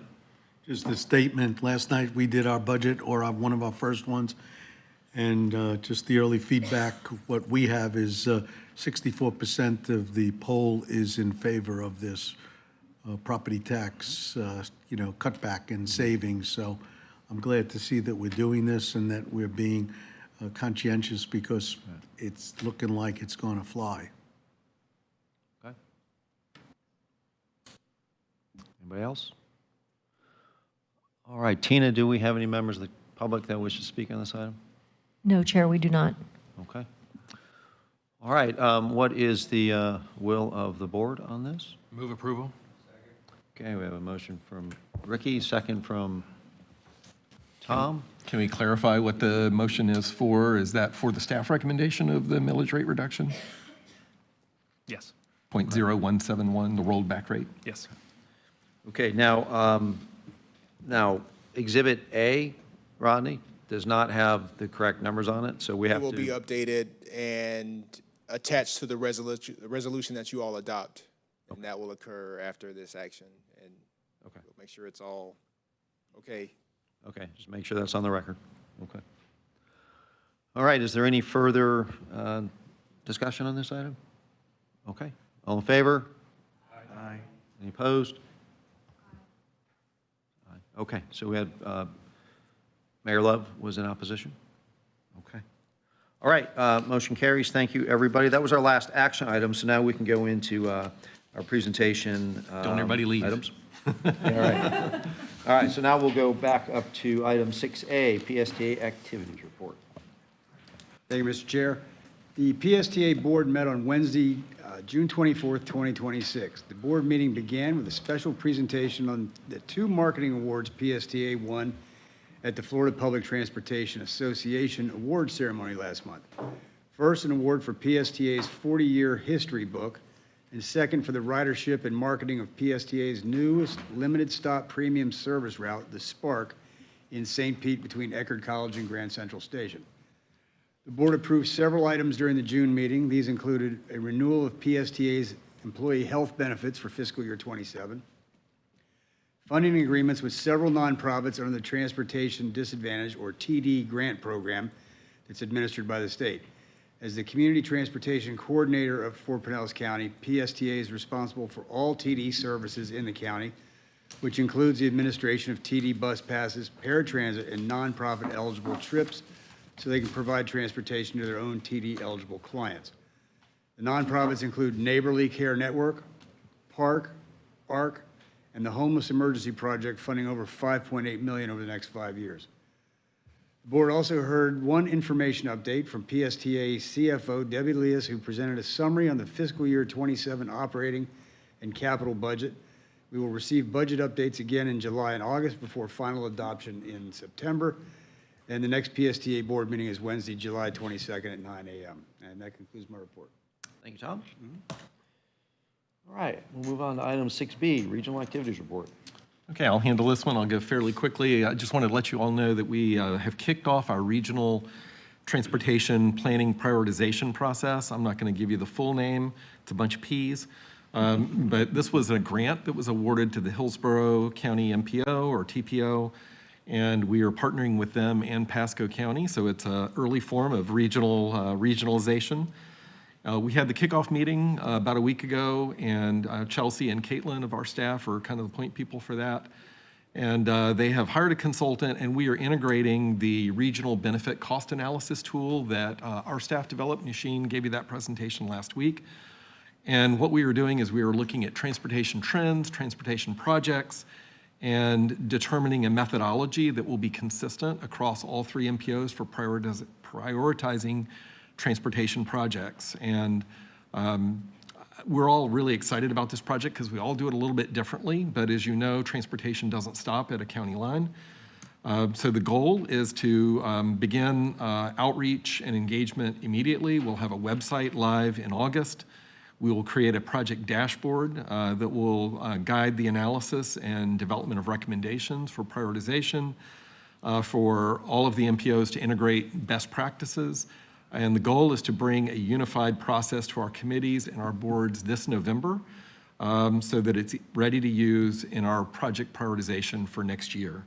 And so I just wanted to give you a heads up that we are coordinating regionally on that. And the goal is to have this to where it can telescope and identify regionally significant projects, but also projects at the local scale that are evaluated similarly, that might not be regionally significant, but are still meaningful to local communities. So that's underway, basically just a heads up. And then another heads up is many of you have participated or at least seen the reports on the regional competitiveness report that the Tampa Bay Partnership undertakes. And they've been doing that now for, I believe, about 10 years, where they benchmark the Tampa Bay region against other comparable regions around the country. Some are a little bit bigger, some are a little smaller, but they're all in many ways similar to ours. They are opening up that process to sort of reevaluate what we've accomplished, where our trends have taken us over 10 years, and where we need to go next. And so we are being invited to a meeting at the Urban Center 2 building in Tampa on Kennedy Boulevard, Wednesday, August 5th, to continue that conversation about what that means. And I wanted to let you know that I am going to be on vacation, moving my daughter to Texas, so I won't be able to participate, but our staff will. But I think you all are welcome. If anybody's interested in being engaged in the Regional Competitiveness Report, we can certainly RSVP for you if you would like to participate in that and share your thoughts from a Pinellas perspective. So just food for thought on that. And that's all I have. Thank you, Whit. Any questions for Whit? All right. We will move on then to item 6C, East Bay Drive, Roosevelt Boulevard.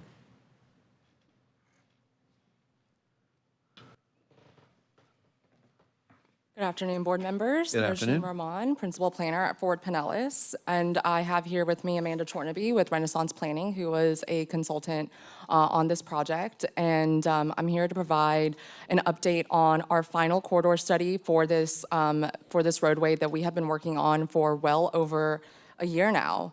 And in that last year, this corridor study has been undertaken in 3 different phases. First, a review of the existing conditions.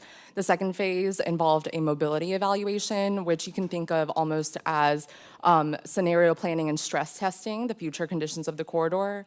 And then finally, phase 3 involved recommendations, some of which I provided a preview of here that I'll go over. They include recommendations for enhanced pedestrian crossings, as well as improved transit facilities, such as opportunities for bus bays along the corridor. So I will present that towards the end. But to take a step back and tell you why we are studying this corridor, East Bay Drive and Roosevelt Boulevard is identified as one of our priority investment corridors, and this is a framework that we have adopted in our long-range transportation plan, where we identify corridors based on their potential to link jobs, housing, and job training opportunities. And this corridor in particular serves both local and regional purposes. But what's really happened along this corridor, there have been several improvements and planning efforts undertaken by various entities, ourselves, FDOT, the City of Largo, PSTA, and what we have the opportunity to do is provide a cohesive vision for this corridor, which we try to do for our other investment corridors as well. East Bay Drive, Roosevelt Boulevard connects directly to the other two investment corridors that we have completed or are completing, such as US 19.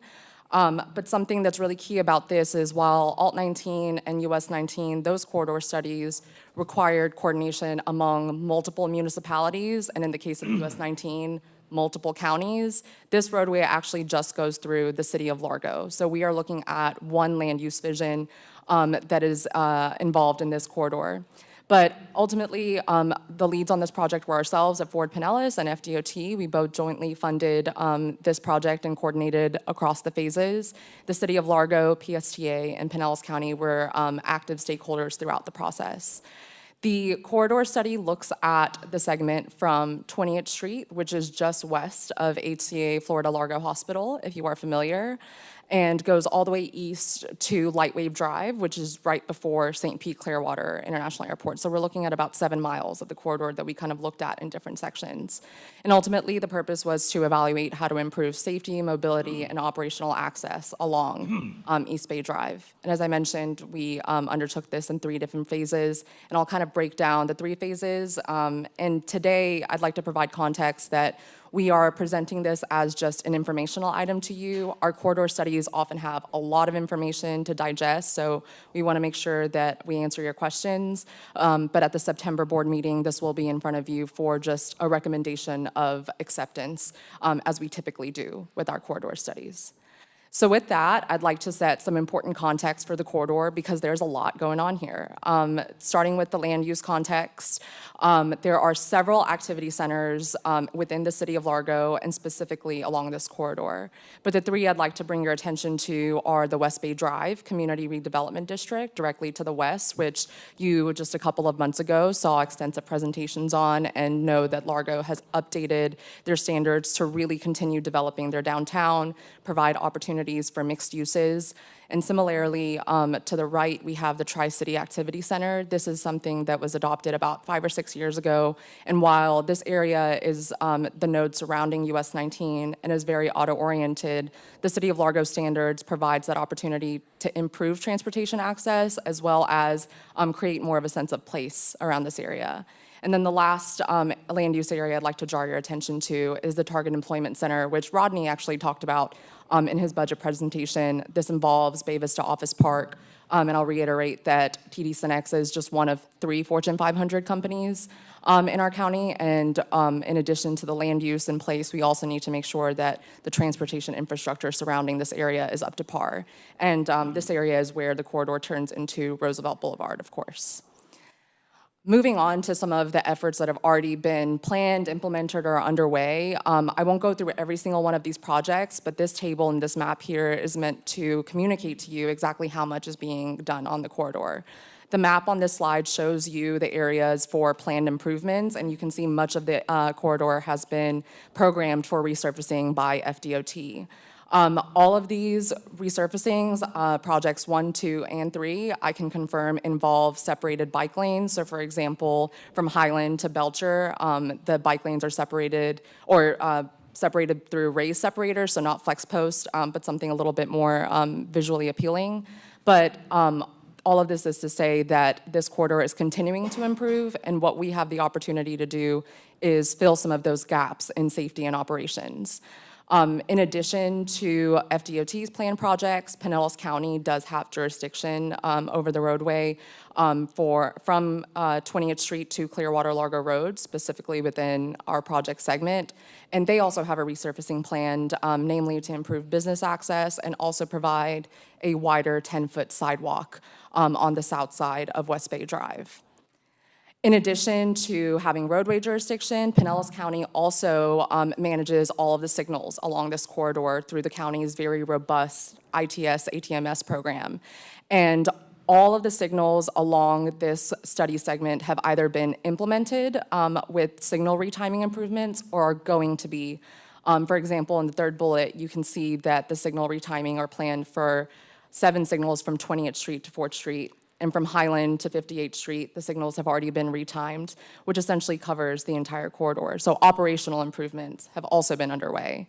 In addition, if you aren't familiar, the county, through its ATMS program, also has programmed this corridor with intelligent video analytics, which gives the county the ability to assess congestion and adjust signal retimings in real time, and in addition, monitor near-miss incidents. And this is something that we're tying into our Safe Streets study as well, as we look at the intersections and segments around the county which haven't made it onto the high injury network yet, but are kind of on that edge of safety concerns. Lastly, with transit changes, you might be familiar that PSTA implemented its updated bus network in October of 2025, and that actually saw a doubling of frequency along this corridor, which is served by Route 52. So it went from 30-minute frequency to 15 minutes.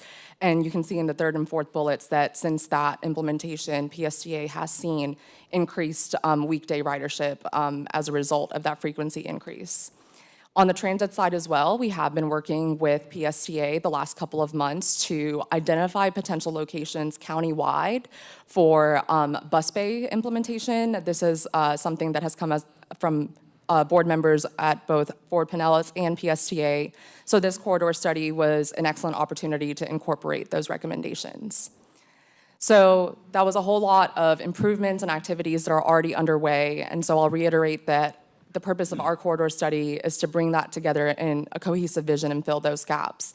And when identifying some of those gaps from a safety perspective, a very high-level overview here is that you can see the crashes have steadily increased the last couple of years, especially in those post-COVID years, both overall crashes and bicyclist and pedestrian crashes. A lot of that has been due to the lack of those facilities along this corridor, which are now being implemented through those resurfacings. And generally, where there are pedestrian hotspots, so lots of pedestrian activity, there is a commonality between that and the crash hotspots. Namely, you can see County Road 1, Alt 19, as well as Highland Avenue as well, which gives access to a lot of residential destinations. When we consider corridor capacity, I know that traveling east-west on this corridor feels like every single one of our corridors is at a deficient level. But this corridor actually, especially when compared to its counterpart directly to the south, Ulmerton Road, does have some capacity. I know it doesn't feel like that when we're driving it, but the numbers tell us otherwise. What I will say is that the level of service is varying depending on the segment and the intersection that you're approaching, and the highest traffic volumes are between Keene Road, which is County Road 1, and US 19. So it kind of points us to where there's opportunity for improvement there, but also gives us some wiggle room to consider where there is capacity, how do we implement these safety and operational improvements. So with that, I'm going to turn over phase 2 to Amanda, and then I'll be back to talk about the recommendations. All right, good afternoon, everyone. My name is Amanda Chornaby. I'm a project manager with Renaissance Planning, the transportation and land use planning firm that was tasked with completing phases 1 through 3 of the East Bay Corridor study. So as Nasheen mentioned, I'll be providing an overview of phase 2 that was completed earlier this year in February. So phase 2 had 2 goals, first of which was to gather stakeholder and public input to get feedback on corridor issues and potential improvements. And 2 was to model future growth in the corridor based on the activity centers identified in the Largo Comprehensive Plan to understand how this may affect travel, demand, congestion, and mode choice. So several outreach methods were utilized to solicit feedback from the community. This included a mix of in-person and virtual stakeholder meetings, in-person community events such as at the Largo Saturday Night Market and at Largo High School, and an online survey that received over 100+ unique responses. During these in-person community events, dots and poster boards were utilized with the public to identify where there were intersections, sidewalk, transit, and bicycle concerns along the corridor. Additionally, these poster boards were utilized to identify prioritized improvements to address those issues. Key findings were consistent across all engagement methods. Safety concerns were primarily located at intersections along the East Bay corridor, and some of the most requested improvements were related to separated protected bicycle lanes, wider sidewalks, and improved lighting. Others emphasized the need for better bus stop amenities and, as Nasheen mentioned, pull-out bays to reduce traffic delays and improve safety.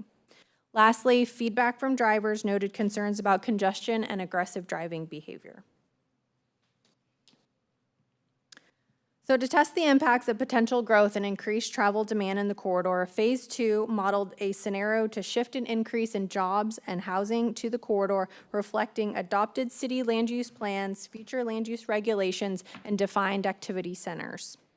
The analysis began with a planning assessment that modified year 2045 person trip tables from the Tampa Bay Regional Transportation Analysis Model to efficiently test differing land use scenarios in the study corridor. And it should be noted that at the time, 2045 was the latest when we completed the study. Travel demand data from Replica was also reviewed to better understand walking and biking demand in the corridor, as the Tampa Bay model does not develop walk and bike trip details. Insights from both the planning model and Replica were used to create the future land use scenario. Year 2045 traffic analysis zone forecasts were modified to reflect the scenario, and a full model run was made to estimate future year traffic levels in the corridor. Overall, the results showed that the land use pattern envisioned, coupled with multimodal investments, can result in a significant modal shift along the corridor. So the map here depicts the resulting shift in the estimate at the traffic analysis zone level between the adopted 2045 and the future scenario. As you can see in the future scenario, where there are multimodal investments coupled with the land use changes, there is a shift of jobs to areas like the places that Nasheen mentioned, West Bay Drive, CRD, the Tri-City Activity Area, and the Bay Vista Office Park. Similarly, there is a shift of dwelling units near those same activity centers along the corridor, effectively creating a corridor that aligns people with transportation infrastructure to get them where they need to go. And so while the shift does not change the total number of trips in the corridor, it does change the distribution of trips and shortens the overall trip lengths by 20% and lowers vehicle miles traveled by approximately 30%. This basically means more users utilizing alternative modes of transportation besides a motorized vehicle. The modeling aligns with community feedback we heard to focus on improvements at key intersections near activity center areas. And so for anybody who wants to read more in depth about the corridor mobility evaluation, Appendix D in the Phase 2 report details this out more if you're into the nitty-gritty details. And so with that, I'll hand it back over to Nasheen to cover Phase 3. Thanks, Amanda. So with the context of the existing conditions along the corridor and then essentially the scenario testing that we did, we worked closely with the consultant as well as the City of Largo to identify the priority recommendations along this corridor. And so today I'll give you kind of an overview of those recommendations and some examples, but what I want to provide context on first is the varying right-of-way widths along the corridor, which essentially inform how much room we have to make certain improvements. And you can see we have a more narrow right-of-way, more on the western end, and it widens as we get to the eastern end. So this is just context for how we looked at this corridor based on its segments and the feasibility. And while our recommendations are really on a project-by-project basis, identifying very specific improvements that can be made, it's also important for us to have a long-term vision for the corridor. This typical section in front of you shows the potential for improvements from US 19 to Light Wave Drive, which is the last eastern portion. And you can see currently at the top, there are no separated bike lanes, but then the potential shows the ability to incorporate that. And this is actually something that is under design by FDOT. This typical section is not the design plan itself, but the resurfacing that is under design currently will incorporate those separated bike lanes, and the lane widths here also reflect the lane widths that are being implemented through the remaining resurfacings that are underway from Highland to Belcher, and then Belcher to US 19. So there's an opportunity for this corridor to have continuous bike lanes and the opportunity to connect into the Pinellas Trail, which is on the western side of the corridor. But that is the long-term vision, and what we're really focused on with our corridor studies, or trying to do with our corridor studies, is have projects that come out of them, because ultimately projects need to be incorporated in our priority list, in the transportation improvement program that you approved last month. So with the consultant, with the City of Largo, we identified pretty much every single improvement that needed to be made. I think there was a list of maybe 800 different improvements, and a lot of those were ADA noncompliance, like curb ramps, tactile warning pavers. So we got down to that level of identifying every single sidewalk, every single intersection. But then how do you prioritize that? How do you identify which projects we need to move forward now? So with the help of our consultant, they developed this scoring criteria, and then all of the projects were scored and then put into the buckets of the recommended strategies in front of you. And in working with the City of Largo based on their priorities, their community feedback, we also identified the kind of key intersections where improvements could be seen or should be seen, and those are listed in front of you as well, which are also supported by the data. But I will start to go over some of the recommended strategies, and I'll start with the enhanced transit facilities that were recommended. As I mentioned, we have been working with PSTA to identify a methodology and a way to prioritize locations for bus bays countywide. So while this corridor study was underway, we thought it'd be great to have some recommendations that utilize that methodology. And we kind of scored these locations based on some initial criteria, the first being crash exposure at a bus stop, the number of routes serviced by a stop, so the number of times a bus or a different route might actually be stopping at a stop, as well as the land use context, because of course transit riders are going somewhere after the bus stop. And then we, based on all of the bus stops in the corridors, scored them based on these criteria, and the picture at the top of the slide shows you the highest scored location for East Bay Drive specifically, which is the stop at 2nd Street. This is right across from Largo Central Park, and I had to put a box around this bus stop because when I looked at this picture, I couldn't tell where the bus stop was. So that is to help you identify, and you can see that aside from a sign, there are no other facilities. And what we will do with PSTA is to kind of narrow down some of the locations, not just on this corridor, but countywide. Because this is just an initial screening criteria. We have to determine right-of-way feasibility. We have to determine if, the curb needs to be moved, all of those other design recommendations or considerations that go into this. And we will be working with PSTA staff to give an update to their board as well as you all as we advance this. But this report does include some recommendations for bus bays. Moving on to pedestrian improvements, the study also identified mid-block crossing recommendations. This was something that the Largo City Commission also provided feedback on and wanting to see, especially due to some of the very long distances for pedestrian crossings. So for example, on the eastern end of the corridor from 62nd Street to 58th Street, you have to walk half a mile until you cross. In this weather, I would not recommend it. So what we have done is identified those top locations, and above here is an example of how a mid-block crossing could potentially be incorporated, especially where there's already a median, because you are crossing 3 lanes of traffic on each side. And these are the top locations.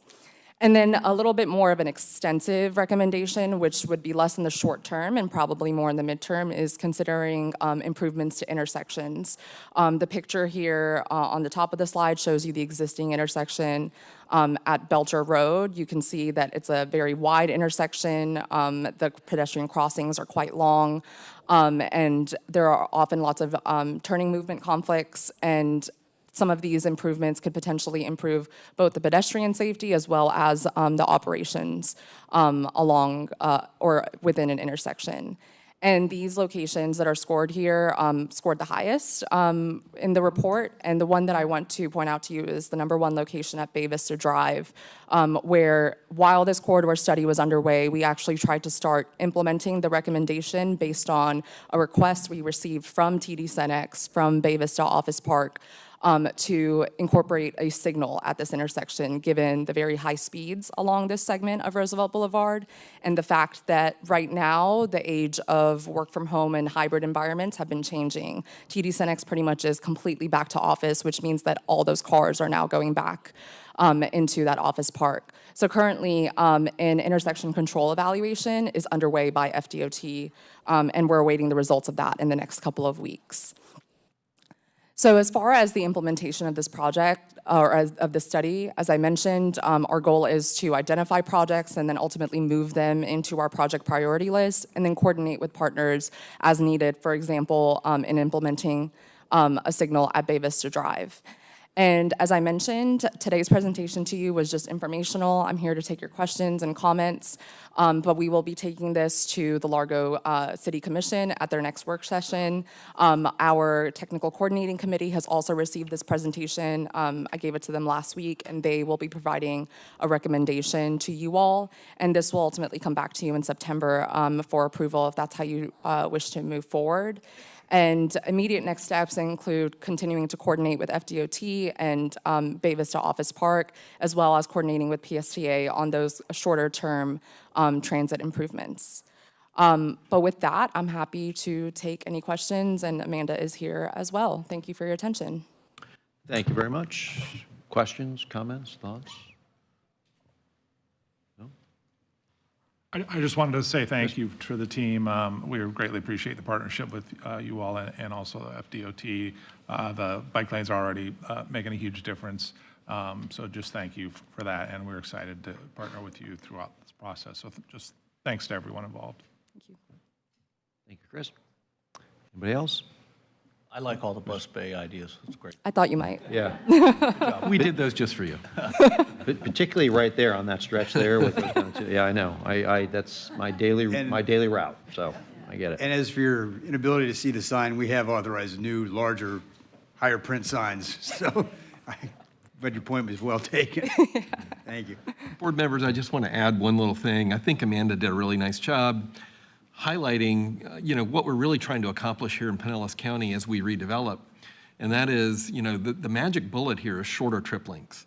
And if we can get more mixed-use housing closer to where jobs are, ensure that we retain those jobs here in Pinellas County near where people live, then we're in a lot better shape than a lot of other counties because they're having to drive longer distances to get to those destinations. Look at Pasco County, for instance, which didn't really plan for a lot of commercial activity. And their residents are all forced to get on like one major road where we have more of a network of streets. And so this plan really does show that with redevelopment, with smart transportation investments, that we can reduce trip links. We can, not everybody's going to want to get on a bike or walk, as Nasheen mentioned, in this heat.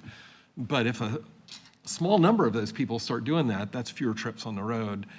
But it's really the shorter trip lengths because that's the death knell of transportation is forcing people to get in, a 15, 25, 30-minute drive every time to go anywhere. You don't have to do that in this corridor. This corridor's ripe for that. So I think this demonstrates that even in a very developed roadway environment, high-speed arterial, we're not going to take away any lanes or anything like that. There's still measurable opportunity for improvement. I think that's the big takeaway I have for this. Yeah, it's great points. Great points.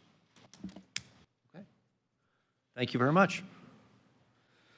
All right, now we'll move on to item 6D, 22nd Avenue North Trail Crossing Study, and I've been looking forward to this one because I am extremely familiar with this particular trail crossing. So you're saying you've had some near misses? Yes, I have had a few along that stretch of road. Yes, indeed I have, so. How you doing? Kyle Simpson for Pinellas staff.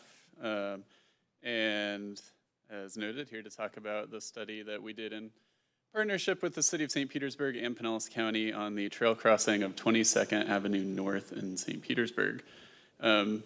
So the crossing, just for a little context, looking bird's eye view, you have Alt 19 kind of in Tyrone Boulevard in the upper right corner, and then Tyrone Mall. An important thing to note about Tyrone Mall is that's a huge transfer point for PSTA.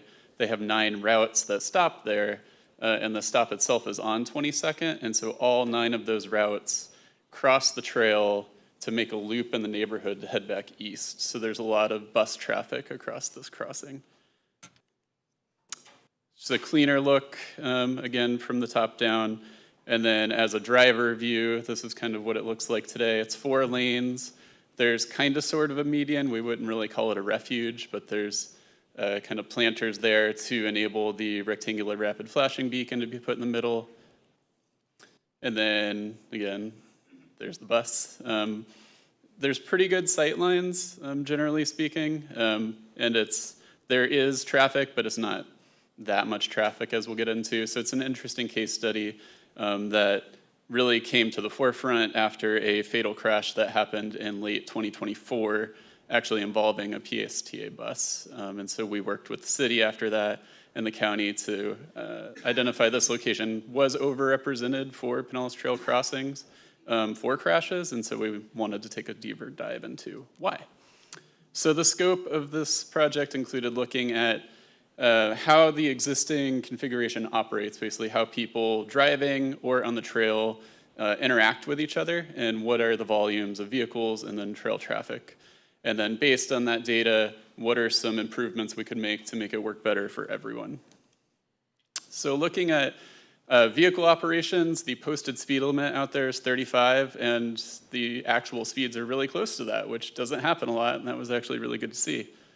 Vehicle volumes, the darker bars are the weekday, and then weekend is the lighter orange bars.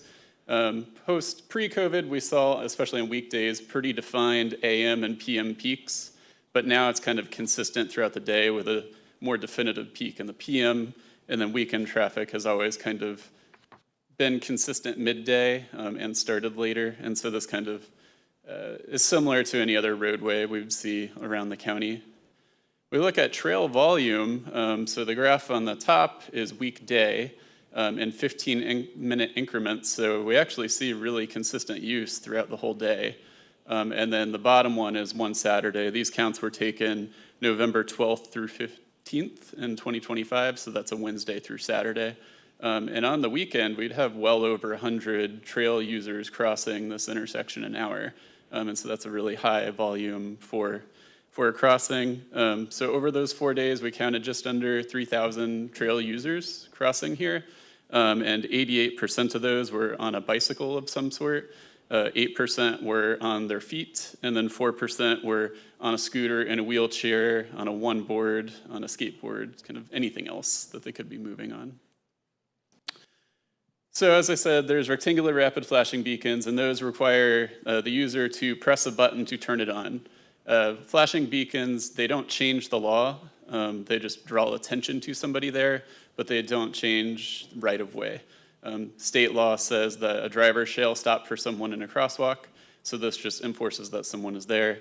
But we were interested in kind of how trail users interacted with that, and we found over those 4 days that basically 1 out of every 3 trail users activated the beacon. That could be because they arrived when there wasn't traffic, and so they just went when there was a gap. It could be that they waited until traffic cleared and then just went when they felt safe. There's different, we didn't go out there and say, why did you do this or not, but just from the video footage that we had, that's what we found. And then another interesting tidbit from that review was that of the 1/3 that pressed it, quote unquote, it only activated 64% of the time. So that could have been someone's biking by, they didn't like stop, kind of just hit at it, but didn't actually hit the button. So that was an interesting thing that we can take back with our design recommendations and considerations. We did find that on the weekdays, the number of people that activated the RFB was higher, so it was 40% on weekdays and 31% on weekends. That probably could correlate with the difference in traffic volume. So on the weekdays, there were around 12,000 vehicles a day passing through there, and then on the Saturday, there was 9,000. So there's opportunity for more gaps where someone would just feel comfortable continuing on because there's no motorist to alert to their presence. So then we looked at how do drivers interact with trail users, and so we found that when a trail user was at the crossing, 63% of the time there was a vehicle kind of in the mix. 91% of the time when that happened, the driver yielded to the trail user. The one on the bottom, 95% of the time that the trail user turned on the flashing beacon, the driver yielded in accordance with state law. That's really good numbers. It's kind of what we see with most flashing beacon assemblies around the county. They are effective when used, but we do see they're a little bit more, when someone's on a bike, getting them to slow down and turn it on is just a harder ask. So then we looked at near-miss conflicts. So these are, what are things that could cause concern and that we want to look into further where something's a close call but doesn't show up in our crash data because a crash didn't happen. Luckily, so how we measure this is it's called post-encroachment time. So basically, if someone is going, wake you up. So if someone's going on the trail and then someone's driving on the street and they pass within a second, within 2 seconds, or within 3 seconds of each other, we note that. And so there's different ways to interpret this. We saw that most instances of this were when someone on the trail passed within a second or two of someone driving. So that means kind of they yielded for the vehicle and then went behind them, so it wasn't a close call necessarily. They both probably knew what was going on, but it shows up in our data. The second most common was when a driver kind of opposite of that. So a trail user is there and a driver cuts behind the trail user really close. So that's a little bit more concerning. It could be where someone on the trail thought a motorist was stopping and they didn't, or they cut close. That could be where we get into the situation where someone, a trail user feels like it was a close call and it was uncomfortable. And then with this type of crossing where it's 2 lanes in each direction, there's the issue of multiple threat. So that's where the driver in the curb lane stops, but then the driver in the left lane does not stop. Technically speaking, that's illegal. If there's someone stopped at a crosswalk, you shall stop. But there's a difference between what we should do and what actually happens. And so that was a big focus of us, especially knowing that there's a lot of bus traffic here. And this actually was an issue that we noticed a few times through the review of the camera footage, that some of the most close incidences occurred when someone in one lane stopped, but in the next lane did not. So then looking at the crash data from the last 5 years, so 2021 to 2025, we maintain a system, and then we also looked at the state system, Signal 4. We had the one fatal crash in 2024 that involved a user, so someone walking, activated the flashing beacon, vehicle stopped for them, they started crossing. Someone on a scooter noticed that traffic had stopped and kind of went to cross. When they went to cross, a bus started continuing after the first pedestrian had crossed, and there was a collision which resulted in a fatality. That instance, we found that 8% of the 3,000 crossings that we monitored, 8% of those crossings happened where basically someone entered the crosswalk after someone else had turned the flashing beacon on. So the beacon is timed to, if someone hits the button, it's at a walking speed, and so it'll flash, say, for 20 seconds and then turn off if someone else doesn't hit the button. So that was a concern that we noticed and has shown up in our crash data. Other than that, there weren't too many glaring issues for us. It was pretty consistent with trail user type, so most of the crashes involved bicyclists, but most of the trail use is bicyclist. And then the one scooter crash was the fatality. Most of these were in daylight hours with clear weather, kind of also consistent with when the trail is used. And just to note, when we look through the written narrative, 10 of the crashes occurred when it was noted that the RFB was activated. Noting that would require either a witness or the driver or trail user saying so. Again, that doesn't change the law necessarily, but it is an interesting fact. 3 drivers directly said that a bus blocked their line of sight of a trail user that was involved in the collision. And then 3 of the crashes involved that kind of multiple threat issue where you might have someone going northbound on the trail and someone coming southbound, and they stopped for one person and then didn't see the other person coming. And then also 2 reports noted sun glare. That's a difficult one with roads that go due east-west, but something that we can take into consideration with design recommendations. So based on all that, went back and developed some potential alternatives, starting from kind of the least intensive to the most intensive. So the first option would be, I think the clicker, it's so good that we can't move forward. Got a dead clicker? Thank you. There we go. So the first one is just updating the signage with current standards out there. Can you advance the next? Thank you.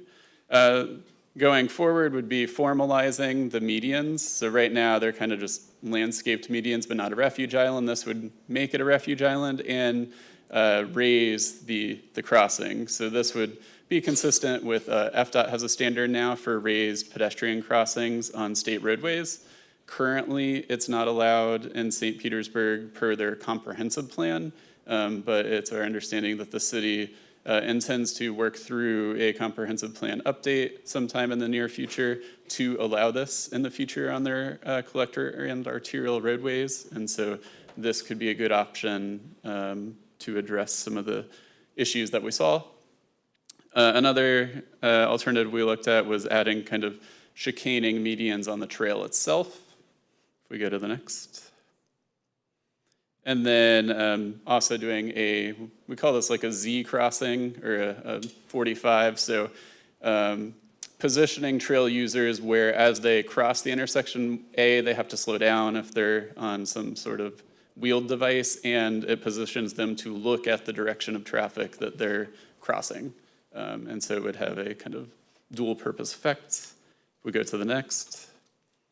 And then the most aggressive is doing a lane pinch through the crossing. So this would be just for the crossing location, going down from 2 lanes in each direction to 1 lane. This one would require additional analysis and study based on current Florida statutory requirements. So this was thrown as an option, but is currently not being considered. We continue to the next. There we go. And then, so this is the same lane pinch, but with the 45. Next slide, please.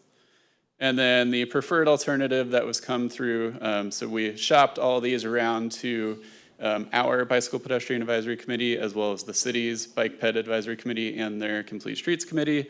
And so this would add a raised crossing as well as the 45-degree alignment for the trail. So this has the benefit of slowing down basically all users. We see that when everyone is going at a slower speed, when things happen, everyone has more time to react to that and ability to, prohibit basically conflict from happening. So this was a good option that everyone felt kind of addressed all the concerns that we saw out there. If we continue to the next. So at this point, we passed this along to the county and the city. They were involved throughout the whole process. It's a city road, so they're in lead for what happens in the future. They do have FDOT in a good partnership has identified funding in fiscal year 28 that could be available to implement these improvements. And we will provide all the assistance as required or as requested from the city and FDOT as we move forward with this. And if changes are made in the future, we have committed to go back and look at what impact they had, and if it's something that could be implemented at similar trail crossings throughout the county. And I'd be happy to answer any questions. Questions for Kyle? No? Well, I got, oh, Mike, go for it. Yes. I'll answer to anything, don't worry. So I'm going to apologize to start this off because this whole situation of what I just listened to has been a pet peeve of mine. I've been sitting on the School Transportation Safety Council, and for years I've been speaking about why can't we have a motion sensor at every one of these intersections. It is just beyond me. I as Whit knows, I have an e-bike. I travel the trail all the time, Tarpon Avenue. They don't even consider going near that thing. They buzz across at 30 miles an hour, and then they dodge the vehicles that are going up and down on Tarpon Avenue. We've all seen it. That's what happens in all these things. You're going to have the weekend biker is the one that will sit there, push the button, hope for the best and whatnot, but the skin-tight people flying across 30 miles an hour, they're not stopping, and you can't expect you cannot expect the cars to be able to see everything that goes on.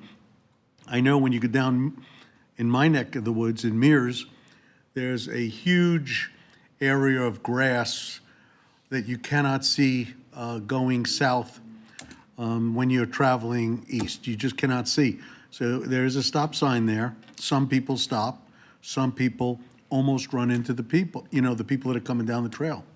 We have to not count on people's consideration. We have to think beyond the ability, their abilities, and there has to be a motion sensor there to be able to warn the driver that somebody is coming and flashing. This will stop also that next person that comes behind the person, that, you have that timer. The timer will be reset again by we have the technology, we just don't use it. When I delved into it, from what I understand, the FDOT didn't have anything on their list that warranted a motion sensors. They didn't have anything on the list for a school light, which is not what we're talking about. But we have to, wake up and understand if we want to save, pedestrians and we want to save people, we have to make sure that we put electronics into this. I'm seeing what you presented, and I appreciate it all, but that's not going to solve the problem. Yeah, so you bring up a good point, and that is something that we looked into, and we went around to, so basically today, there are sensors that and there actually is one on the trail at an intersection in Clearwater. When they're higher volume crossings, good then. Yeah, the challenge is if it's just always flashing, it reduces its effectiveness. And so we were trying to see if there was a kind of off-the-shelf item that we could recommend where it uses camera technology to kind of see when someone's in the crosswalk versus not. So right now, if it activates for a walking speed. So whereas 90% of the people crossing are on bike, every time it turns on, it's going for as if someone's walking across. So we wanted to see, could we implement passive detection? Creating your own accident. I know.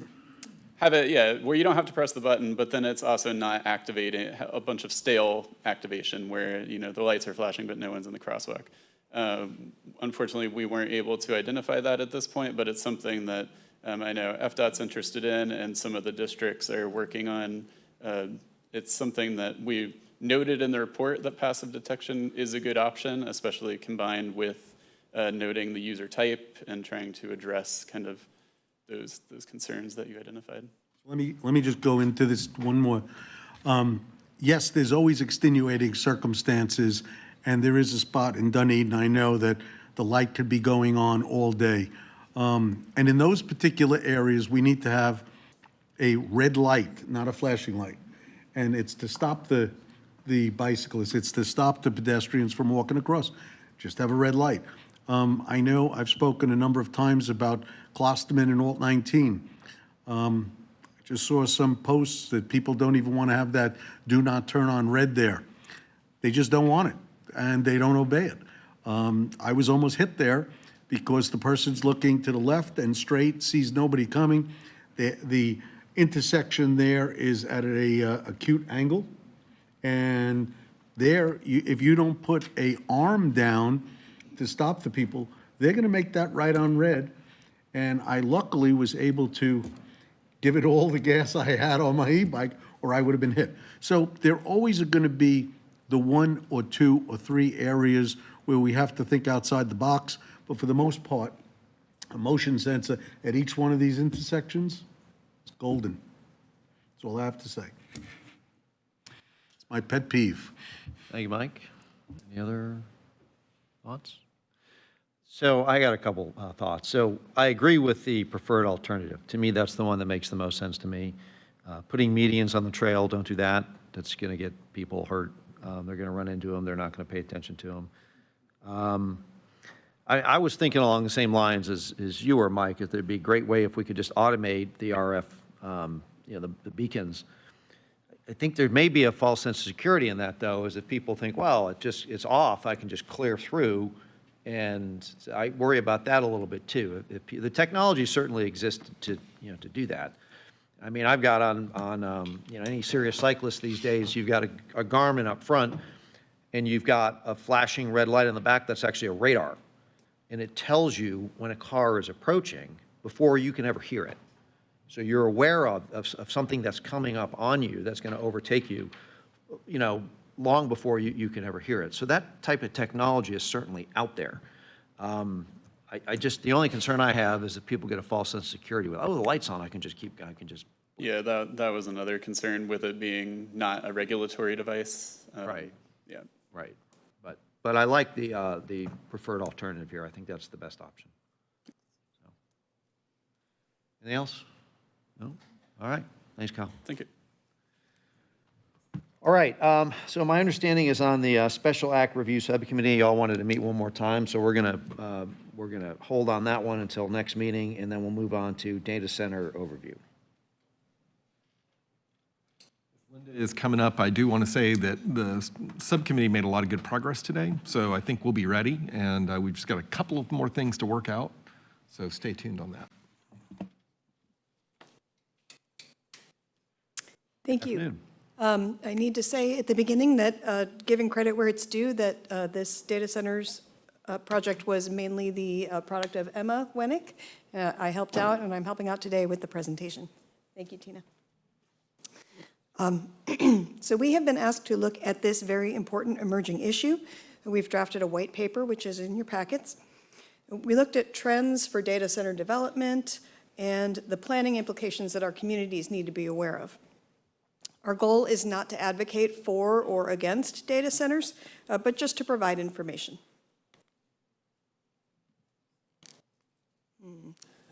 Could someone advance the slide for me, please?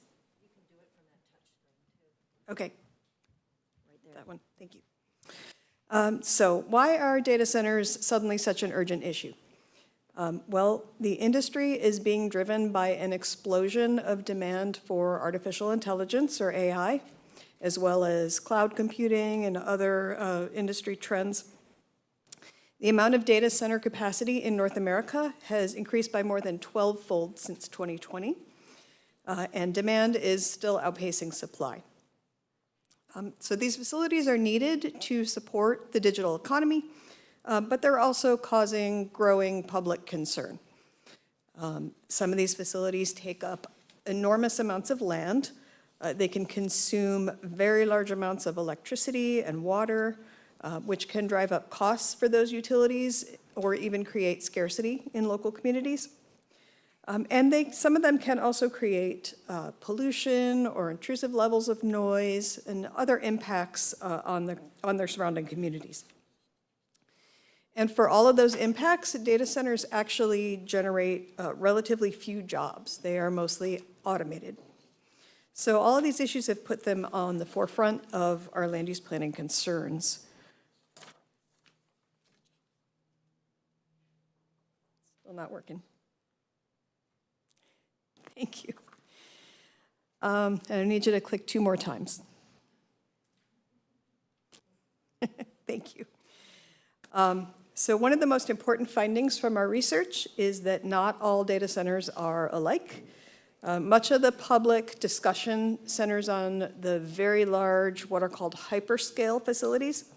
And those are extremely large campuses that can occupy hundreds of acres and consume utilities at a rate that can rival cities. But there are smaller types of cities referred to as edge or enterprise centers that operate very differently. And they can often coexist in developed areas. The one shown on the left is one of a handful of data centers. It's actually located in downtown Tampa. And then there are some medium-sized facilities that can fit into office or industrial parks, particularly if there's some distance from residential areas. So it's important to understand the differences in impacts between the different sizes and types of facilities and to tailor our regulations for them. And we talk about those issues in the white paper. Next slide, please. Thank you. As far as we're able to determine, we don't have any data centers in Pinellas County currently, but it's been fairly well publicized that Pinellas Park has received an application to build one.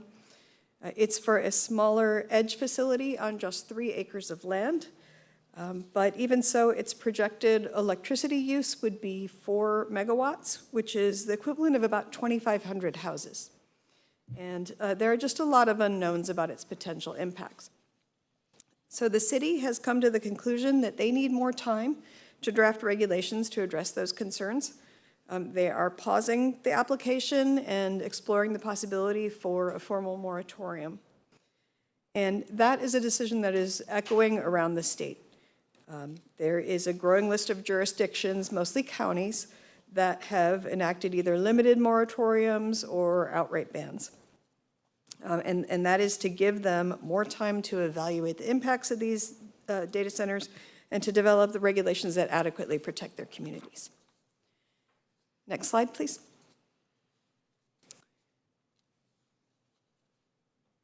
Thank you. So our staff is supportive of the city's determination. After studying this issue, our determination is that data centers don't clearly fit in with the countywide rules. We haven't been able to identify a land use definition or a category that can accommodate them.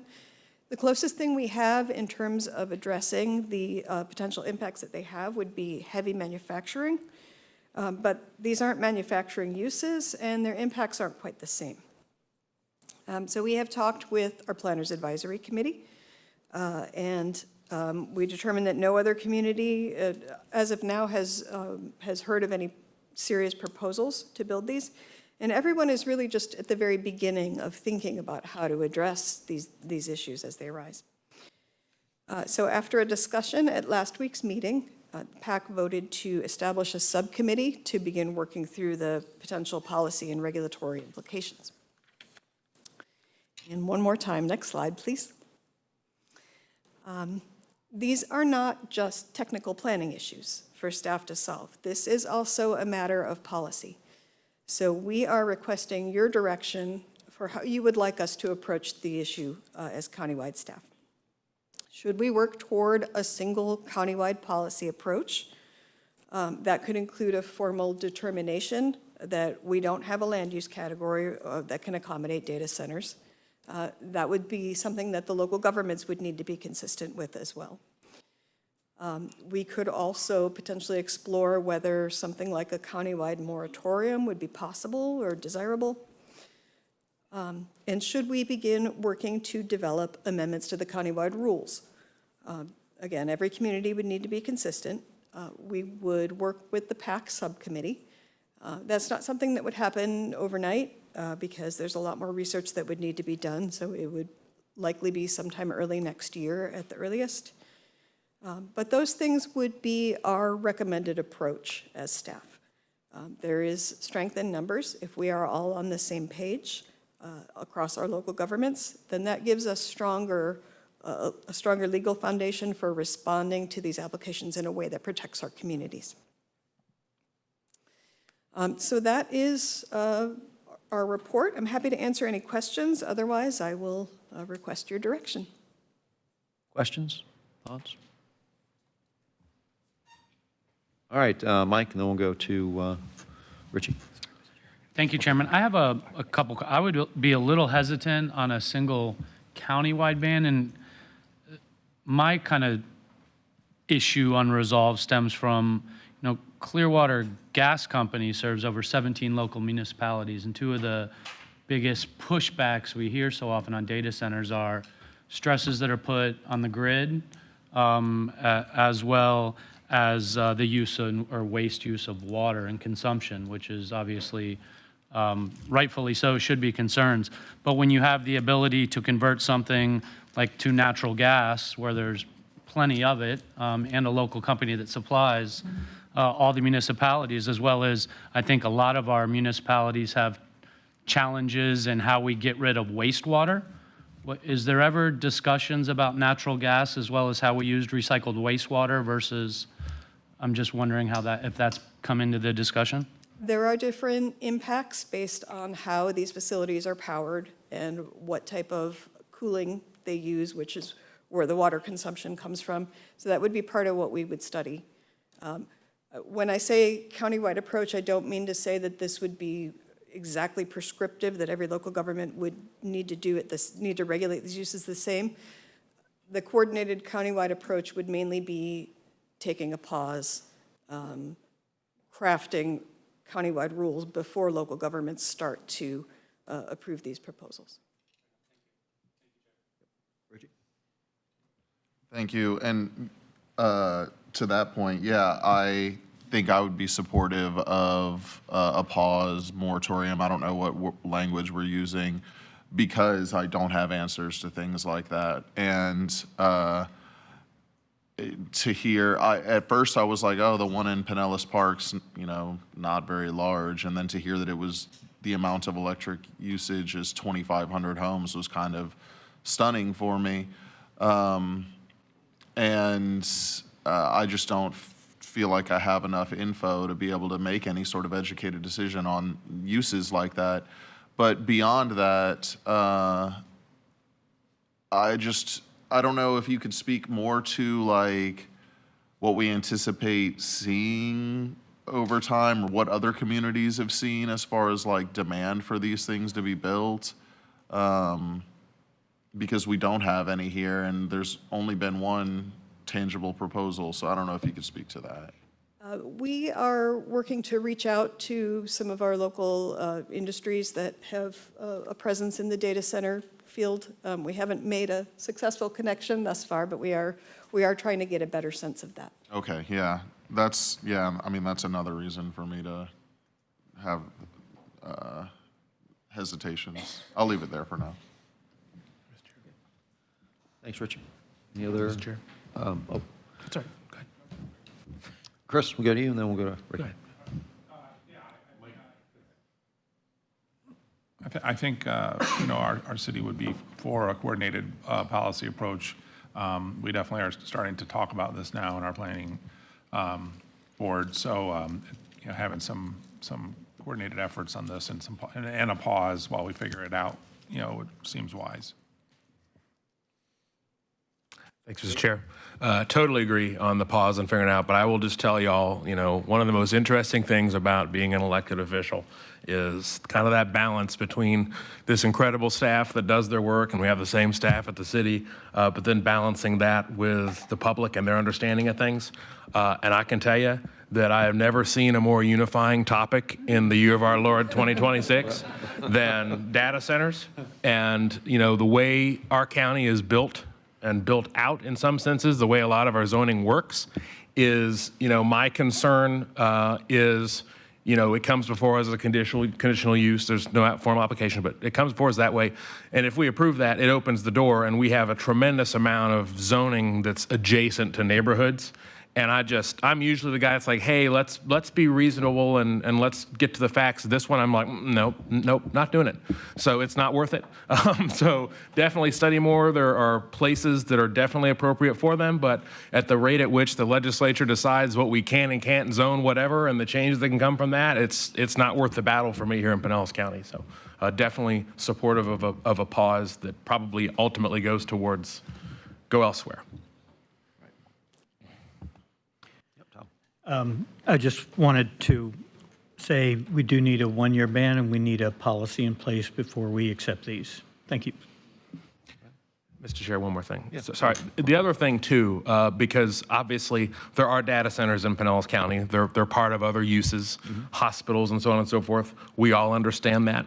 But part of that discussion, just putting it out there, is when you have a data center that supports, infrastructure, cloud computing, those things, that and an AI data center so that I can make really great AI images of myself should not be held to the same standard or expectation. I think that should be definitely a thought process that, hey, if this is supporting critical infrastructure for government, healthcare, what have you, that's got to be different than, I know it's not something we can decide, but just putting that thought out there because that's a difference to me as well. And I should have clarified, when I said there were no data centers in Pinellas County, we're talking about the standalone Right. data centers. Understood. The public is like, well, they're already here. The three proponents of data centers that showed up. Right. Yeah, I agree with pretty much everything that's been said here. And, Pinellas County does not have, as you mentioned, we don't have a land use, category for data centers. But because we don't have one, if it's not listed, then it's excluded, is the way it's been told to us. So do we need to update that? Maybe we do. I think an approach that we're going to consider looking at the county level is resource-based.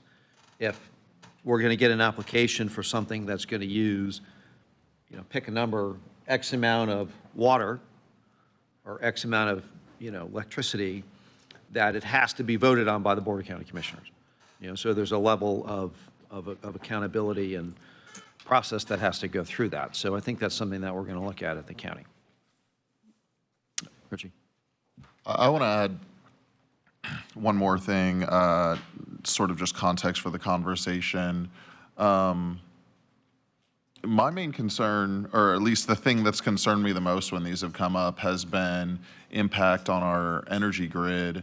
And we're going to be reliant on what other counties do around what the utility companies approve because our energy grid's all interconnected.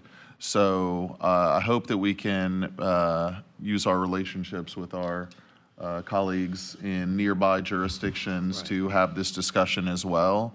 I've seen like a hyperscale one, I believe, was approved in Citrus County not too long ago.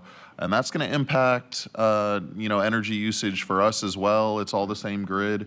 It could impact our energy bills and, at crucial times whenever the grid's under high demand, that's there now. And so that's been one of my biggest concerns. So I think the conversation needs to be broad, needs to include, jurisdictions nearby. And I don't know if we have any leverage, but like a conversation with utility companies at the very least. One positive is that we're seeing a lot of counties and some nearby that are that are either passing or considering moratoriums as well. Thank you. Yep, great. Okay, anything else? All right, so now we will move on to the director's report. Well, the good news is I don't have much. Just wanted to let you know that tomorrow I should be getting a draft of the preferred scenario for the regional MPO in terms of the structure of the staffing, outsourcing, cost, full-time equivalency of staff, and I will pour into that, review it, and I will let you know what that looks like. But the good news is they're making a lot of good progress. We're going to have a lot of good information, and I think that's setting us up to have all that information available in August, and then we'll distribute that to you all, and we'll have it ready for the next TMA leadership group meeting. So that'll be early October. So, Okay, great. that's all I've got. All right, upcoming events. We got informational items, which are in your packet.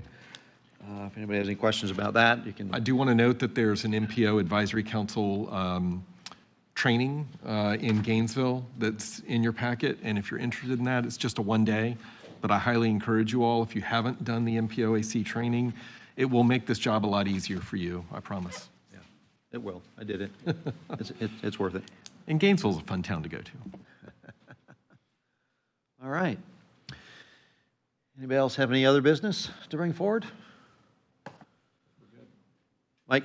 Just a last comment, just wanted to thank you for stepping up and stepping in as our substitute teacher today. I think you did did a phenomenal job. I hope I did okay, So you were stuck with me for the day, so. You did a great job. All right, good, all right. Well, today was a longer meeting, so I appreciate everybody coming in and sticking it out here, so thank you very much. And with that, we are adjourned.